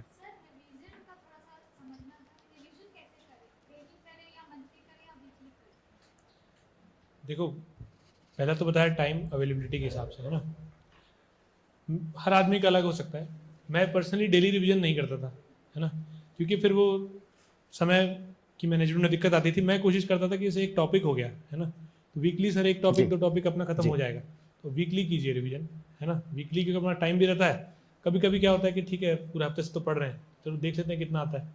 और रिवीजन ठीक है, नोट्स पढ़ना है ठीक है, लेकिन मेरा मानना है कि क्वेश्चंस के साथ रिवीजन होता रहे तो अच्छा है। जैसे आप प्रीलिम्स की तैयारी कर रहे हैं, अगर आपने पढ़ लिया अभी पॉलिटी, तो चलो क्वेश्चन लगा लेते हैं, है ना। तो रिवीजन इन द सेंस केवल ये मत पढ़िए कि जो मैंने पढ़ा है, किंतु आप तो वहीं तक सीमित रह जाएंगे ना। रिवीजन एक आइटरेटिव प्रोसेस है। मैंने भाई लक्ष्मीकांत की पढ़ ली चैप्टर पार्लियामेंट, अब मैं पार्लियामेंट के क्वेश्चन लगा रहा हूँ, मेरे से 4 क्वेश्चन उस तरह नहीं बने तो फिर उसको अलग से पढ़ूंगा। और जो आप क्वेश्चनों में गलती कर, मेरा पर्सनल एक्सपीरियंस है, आपका भी रहा होगा, जो क्वेश्चन में हम गलती करते हैं ना, चाहे टेस्ट सीरीज में हो चाहे खुद के हो, वो आपको हमेशा के लिए याद हो जाते हैं। खासकर प्रीलिम्स में अगर आप देखेंगे, सबसे सिंपल ही है, मान लो नो कॉन्फिडेंस मिशन पढ़ रखा है ना, लेकिन ये ध्यान नहीं आ रहा कि अभी कॉन्स्टिट्यूशन में लिखा है कि उसमें रूल्स ऑफ द हाउस में है, या इस टाइप की बारीक चीज़ें हम स्किप कर जाते पढ़ते पढ़ते। क्वेश्चन किया भाई गलत हो गया, तो आपको फिर जिंदगी भर याद रहेगा कि भाई नो कॉन्फिडेंस जो है वो तो रूल्स ऑफ द हाउस में है। वीकली कीजिए, क्वेश्चंस के साथ कीजिए, रेगुलर करना जरूरी है, डेली करिए, चाहे वीकली कीजिए चाहे मंथली कीजिए, मंथली भी कीजिए नहीं समझ आ रहा है तो, लेकिन रेगुलर कीजिए और पर्याप्त कीजिए। ऐसा नहीं कि भाई 2 घंटे में कर दिया जितना हो गया, ठीक है। Any question? ठीक है, इनफ, ठीक है। तो सर को हम फ्री करते हैं और इसके बाद मैं कंटिन्यू करूंगा, देन फिर आपका लंच ब्रेक होगा, देन आगे का जो शेड्यूल है ना। खाना खा के भाग तो नहीं जाओगे, है ना, रुके रहना है, आपके लिए सारा कुछ arrangement, right. So thanks a lot Abhishek, और उम्मीद करते हैं कि अगले साल आईएएस बन के सुनना है ना सर, आईएएस बन जाए और फिर आ जाए यहाँ पर। सर ने इस बार का भी एग्जाम दिया है, स्कोर वैसे ही फिर से हाई गया है सर का, प्रीलिम्स तो मेंस तो वैसे दे रहे हैं, इंटरव्यू तक पहुंचने हैं, तो हम सब सर के लिए गुड विशेस करते हैं कि वो आईएएस बनकर आए। और कौन सी रैंक देखना चाहते हैं? फर्स्ट ना, अच्छा लगेगा ना, छत्तीसगढ़ से कोई टॉपर है तो बिल्कुल हो सकते हैं। अभिषेक में वो क्वालिटीज हैं, 1.5-2 साल से तो मैं ही देख रहा हूं इनको, बहुत कंपोज, आप देख रहे हैं पर्सनालिटी, समझ में आ रहा है आईएएस व्यक्ति कैसा होता है, ऐसे होते हैं, ठीक, आपके बीच के होते हैं, उसके लिए बहुत कोई तामझाम नहीं करना पड़ता, या अक्षय कुमार या शाहरुख खान बनने की जरूरत नहीं पड़ती। उन्होंने भी मेहनत की है वहां पहुंचने के लिए, सचिन तेंदुलकर, गौतम गंभीर, है ना, जितने भी हैं, या विराट कोहली, अमिताभ बच्चन, या मैरी कॉम, सबने मेहनत की है, या मोदी जी प्रधानमंत्री, सबके लिए कहीं शॉर्टकट लिखा हुआ नहीं है। आपको वो ग्रेजुअल मेहनत करनी है और ये देखना है कि मेरा करियर किधर है। हम ये नहीं मान रहे हैं कि 150-200 लोग जो आप लोग यहां बैठे हैं आप सभी आईएएस बन जाएंगे, ऐसा हम नहीं मान रहे। 3 साल बाद हो सकता है आपको लगे नो सर मुझे पायलट बनना है, आप निकल लोगे पायलट बनने, क्या दिक्कत है। हो सकता है किसी की आवाज बहुत अच्छी है, बॉलीवुड में अचानक आपको ब्रेक मिला और आपने परफॉर्म करना शुरू किया और then you became a famous singer, मे भी हो सकता है, क्योंकि ऐसा कहीं नहीं लिखा है कि आईएएस नहीं बन पाए तो स्वर्ग नहीं मिलेगा, ऐसा बिल्कुल भी नहीं है, राइट। हाँ, एक जर्नी है, एक प्रोसेस है, आपको अच्छा लग रहा है इसलिए आप इस हॉल में बैठ के आईएएस के बारे में सुन रहे हैं। जिनको नहीं लगा वो नहीं आए हैं, क्योंकि उन्हें लगा हमारा कुछ और करियर है। और वैसे भी इस एग्जामिनेशन को मैं बार बार यही कहता हूं कि ओलंपिक में गोल्ड मेडल सबको मिलता है क्या? नहीं ना। आईएएस का एग्जाम भी ऐसा है, 1000 वैकेंसी है अप्रॉक्स, इस साल तो कम थी, और कम से कम 10 लाख लोग फॉर्म भरते हैं। तो आपको लगता है कि ये 10 लाख लोग सीरियस प्रिपरेशन कर रहे होंगे? नहीं ना। तो ठीक वैसे ही कैलकुलेशन आपको भी देखना है। आप इस 200 में इसलिए शामिल हैं कि इस रायपुर शहर में हजारों लोग होंगे जो तैयारी के लिए सोचते होंगे, बट 200 लोग शायद सीरियस हैं या जिनको इंटरेस्ट है कि हमें इस बारे में सुनना चाहिए, देखना चाहिए, क्योंकि हमें इंटरेस्ट है। इस एग्जाम को पता है ऐसे बड़े स्टेडियम में बैठा के हम नहीं पढ़ा सकते, यदि वैसा हो गया ना तो एग्जाम निकलेगा ही नहीं। ये ठीक ओलंपिक वाला फॉर्मूला है। यदि चोपड़ा साहब ने, नीरज चोपड़ा ने जेवलिन थ्रो में गोल्ड मेडल लिया है तो ऐसा नहीं हुआ होगा कि एक स्टेडियम में 1000 लोगों को बुलाया होगा, चलो जो बढ़िया फेंकेगा उसको हम ले जाएंगे ओलंपिक में। उस व्यक्ति के ऊपर कुछ लोगों ने काम किया होगा, उन्होंने खुद के ऊपर काम किया होगा, खुद बहुत मेहनत की होगी, तब वो लाखों में छटकर एक व्यक्ति गोल्ड मेडल लेकर आ रहा है। तो एग्जैक्ट कैलकुलेशन आईएएस एग्जाम के लिए भी ऐसा है, इसे एसएससी या बैंकिंग की तरह नहीं पढ़ाया जा सकता। यूपी बिहार में जब क्लासेस चलती ना बैंकिंग और एसएससी की, तो 1500-2000 लोग बड़े बड़े पंडाल के नीचे बैठ के क्लास करते हैं। अब आप सोच लो, रेलवे का एग्जाम ऐसे ही दिया जाता है, पुलिस भर्ती का एग्जाम ऐसे ही होता है, आर्मी का भी एग्जाम ऐसा होता है, क्योंकि वहां पर जनरलाइज मैनर में उस एग्जाम को लिया जाता है। लेकिन यह एग्जाम हटके है, तो बहुत सोच समझ के इसको आगे लेकर चलना है, बट किया जा सकता है। यह कॉन्फिडेंस तो आपको अभिषेक सर को देखकर आ ही गया होगा, क्लियर है।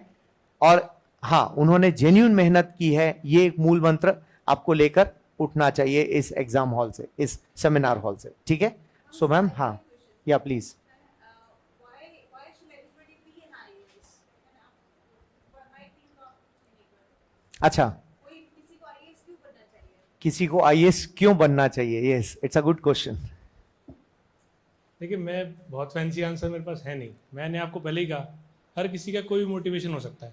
किसी को हो सकता है कि भाई जॉब सिक्योरिटी अच्छी लगती है, ठीक है, नॉट एन आइडियल आंसर, पर हो सकता है कि ये उसका आंसर हो। ठीक बात मेरा है। ये था कि भाई हम बहुत सारे, हम जैसे ग्रो अप करते हैं खासकर कॉलेज में, तो हम देखते हैं भाई ये ख़राब हो रहा है, ये ऐसा हो सकता था, वो ऐसा हो सकता था। आप केवल सजेस्ट कर सकते हैं। मेरा मानना था अगर आप ये सर्विस में आ जाएंगे तो आप वो चेंज कर सकते हैं, है ना? बहुत बढ़िया। आप हॉस्पिटल गए, आपने देखा कि यार आप बाद में क्रिप कर रहे हैं दोस्त के साथ, क्या कितना गंदा था, कितना टूट फूट हो रखा था। अगर आप आईएएस हैं तो आपके पास ये क्षमता है कि आप बाकियों के लिए उसको ठीक कर दीजिए, इसको ठीक कर दिया जाए। बहुत बढ़िया। आप कोई भी मोटिवेशन ढूंढिए, कितना भी सिली हो सकता है ना?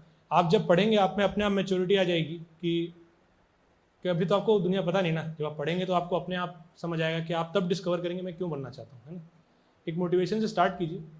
और एक चीज़ मैं बोलना चाहूँगा, जैसे कि काफ़ी सारी जैसे बड़ी बातें होती हैं कि ग्रैंड विजन होना चाहिए, ये होना चाहिए। मैं बोलता हूँ आप एक सिंपल रखिए ना।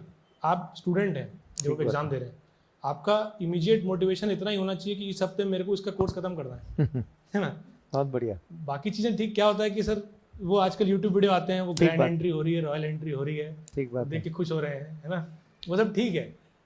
जब आप बन जाएंगे आपको लिटरली उससे कोई फर्क नहीं पड़ेगा, ठीक है ना? It's a part of your job.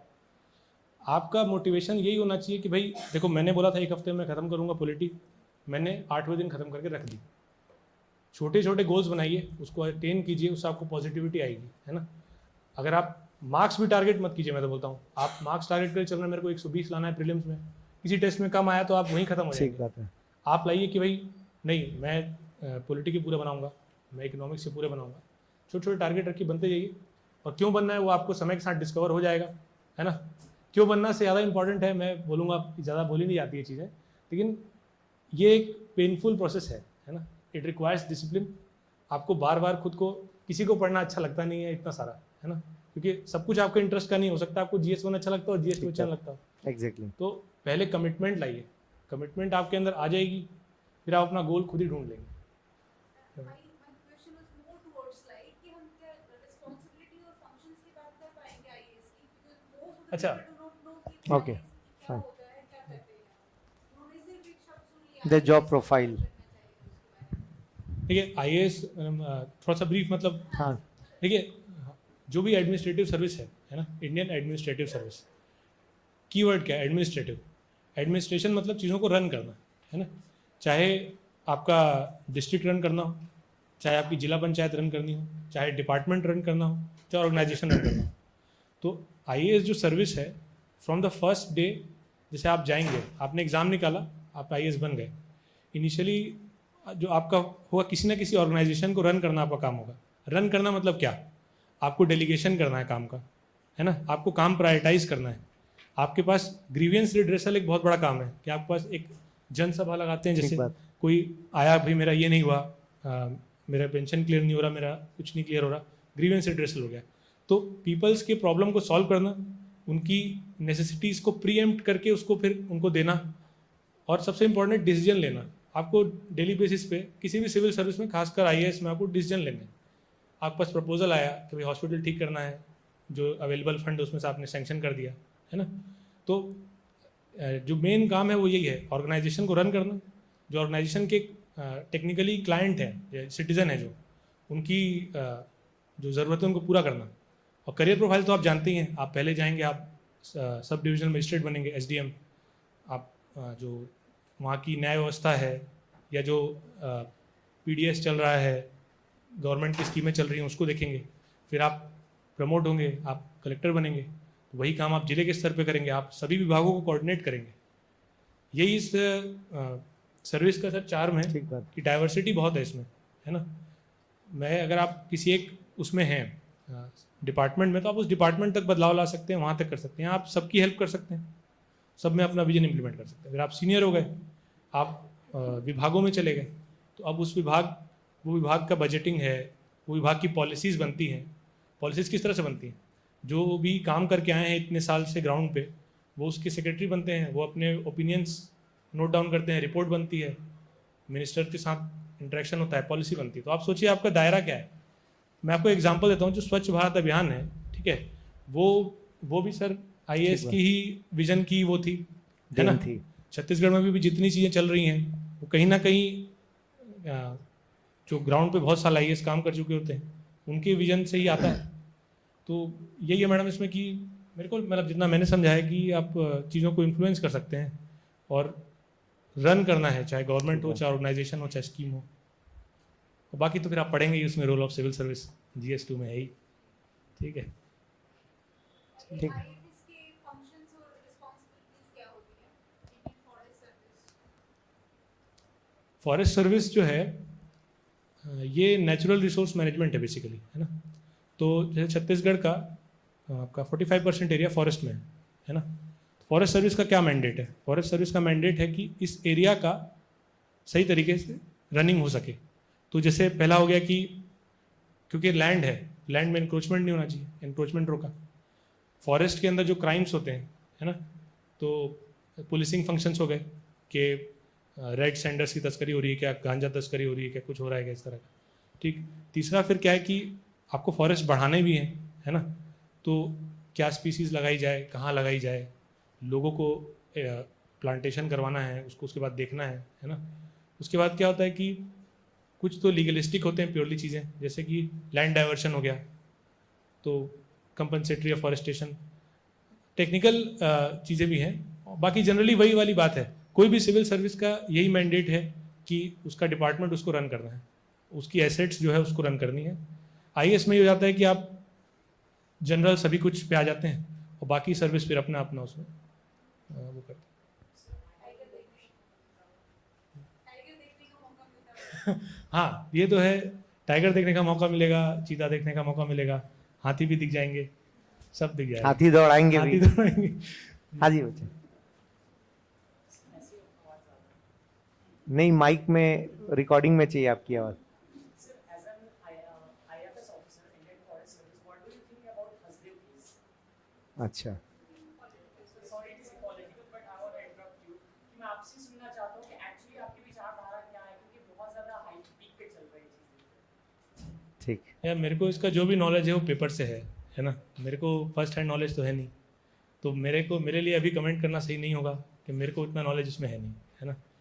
बाकी जो भी है, एक चीज़ मैं ये बोलना चाहूँगा, कोई भी डिसीजन ऐसे ही नहीं होते। तो हमको लगता है हर डिसीजन जो गवर्नमेंट लेती है ना, वो हाईएस्ट लेवल पे डिस्कस होके होते हैं, जितने भी उसमें स्टेक होल्डर्स इन्वॉल्व होते हैं उसको लेके होते हैं। तो जो भी उसका डिसीजन फाइनली बनेगा, है ना, वो सब फैक्टर्स को लेके ही बनता है, ठीक है। तो आप उसकी चिंता मत कीजिए, वो ठीक ही होगा जानना चाहता जी। हूँ कि आप उस पोस्ट पे हो तो आपकी क्या थिंकिंग, ठीक है मैं जान लूँगा। हाँ। ठीक। अच्छा, बैक साइड से एक और सवाल बचा हुआ है। हाँ जी। जी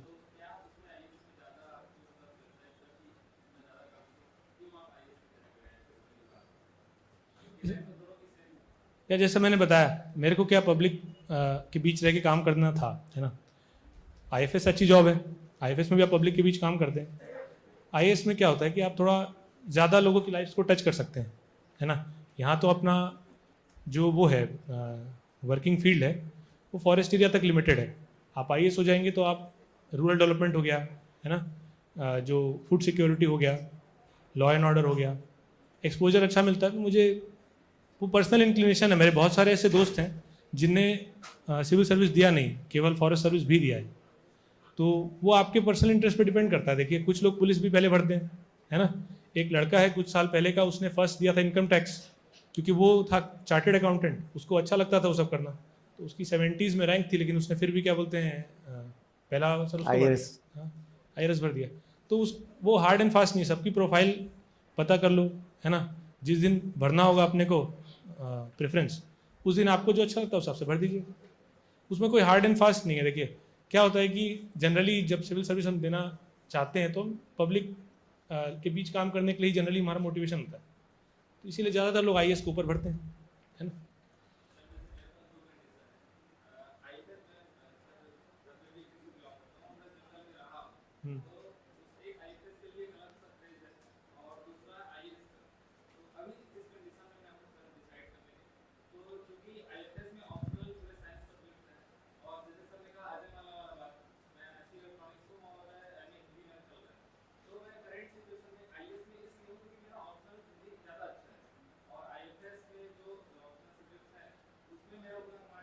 अजय माला है उसमें? इलेक्ट्रॉनिक्स है ना उसमें? नहीं उसमें नहीं है, फॉरेस्ट में इलेक्ट्रॉनिक्स नहीं है क्या? फॉरेस्ट में नहीं, अच्छा, इलेक्ट्रॉनिक्स math- नहीं, हाँ, ठीक है। इलेक्ट्रॉनिक्स उसमें फिर क्या होता है, ठीक है, उसमें मेरे हिसाब से रेस्ट्रिक्शन नहीं होगा, आप अपीयर तो कर सकते होंगे, आपको ऑप्शनल की दिक्कत आ रही होगी, है ना? तो जैसे कुछ लोग कंप्यूटर साइंस वगैरह में रहते हैं तो वो क्या करते हैं, मैथ ले लेते हैं। देखिए पहले तो खुद से डिसाइड कर लीजिए कि आप क्या करना चाहते हैं। अगर फॉरेस्ट करना ही है ना, तो फॉरेस्ट में जीएस तो इतना है नहीं, मेनली ऑप्शनल है, 2 ऑप्शनल है। एक फॉरेस्ट्री ले लीजिए, फॉरेस्ट्री मेरे हिसाब से कॉमन से कॉमन ऑप्शनल है और उसका मटेरियल आसानी से मिल जाता है, और थोड़ा सा आपका जीएस के साथ भी थोड़ा सा ओवरलैप हो जाता है, चाहे इन्वायरमेंट हो चाहे कुछ। और जो आपका ऑप्शनल है दूसरा वाला, ऐसा ज़रूरी नहीं है कि आप इलेक्ट्रॉनिक्स से तो इलेक्ट्रॉनिक्स से कीजिए, आप जियोलॉजी से कर सकते हैं। मैथ मेरे हिसाब से आपको कंफर्टेबल पढ़ना चाहिए, है ना, तो आप उससे प्लान कीजिए। लेकिन अगर आपको लगता है कि आप नहीं कर पाएंगे 2 ऑप्शनल, फॉरेस्ट में सारा गेम ऑप्शनल का है, तो फिर आपको फिर यही करना पड़ेगा, क्या बोलते हैं, सिविल सर्विस से ही आपको आना होगा। मैं बताया, पहला पैरामीटर होता है कि हमारी प्रिपरेशन, है ना, जो बनना है वो बनना है, ठीक है, लेकिन आपको उस रूट से भी तो जाना है ना। पहले आप इवेल्युएट कीजिए कि आप 2 ऑप्शन ले सकते हैं कि नहीं, क्योंकि बिकॉज आप वंस आप ले लेंगे आप क्विट नहीं कर सकते, ऑप्शनल इतनी आसानी से चेंज नहीं होगा बीच में। तो अगर आपको फॉरेस्ट का इंक्लिनेशन है, फॉरेस्ट्री मैं आपको बोलता हूँ कि आप आसानी से कर लेंगे। Forestry everyone can do because applied subject है ना, अप्लाइड सब्जेक्ट है तो थोड़ा थोड़ा सब कुछ है। दूसरा ऑप्शन आपको टेक्निकल चुनना पड़ेगा, तो आप देख लीजिए कि आप मैथ कर सकते हैं या कुछ और कर सकते हैं, दीजिए 2 बढ़िया 2 सब्जेक्ट तैयारी करके। बहुत से लोग देते हैं अपने ग्रेजुएशन से दूसरा सब्जेक्ट लेके कर लेते हैं, है ना। तो ये वाला फैक्टर आपको लाना पड़ेगा कि क्या मैं प्रिपेयर कर पा रहा हूँ, है ना, क्योंकि यहाँ पे ऑप्शनल तो टेक्निकल हो गया ना, मतलब जनरल स्टडीज़ में तो अपन जेनरिक लिख सकते हैं, यहाँ you have to be excellent in that, है ना।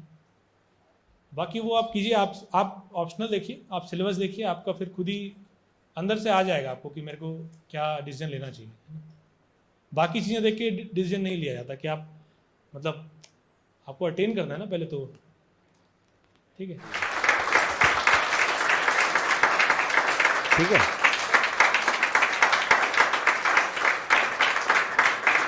Thank you.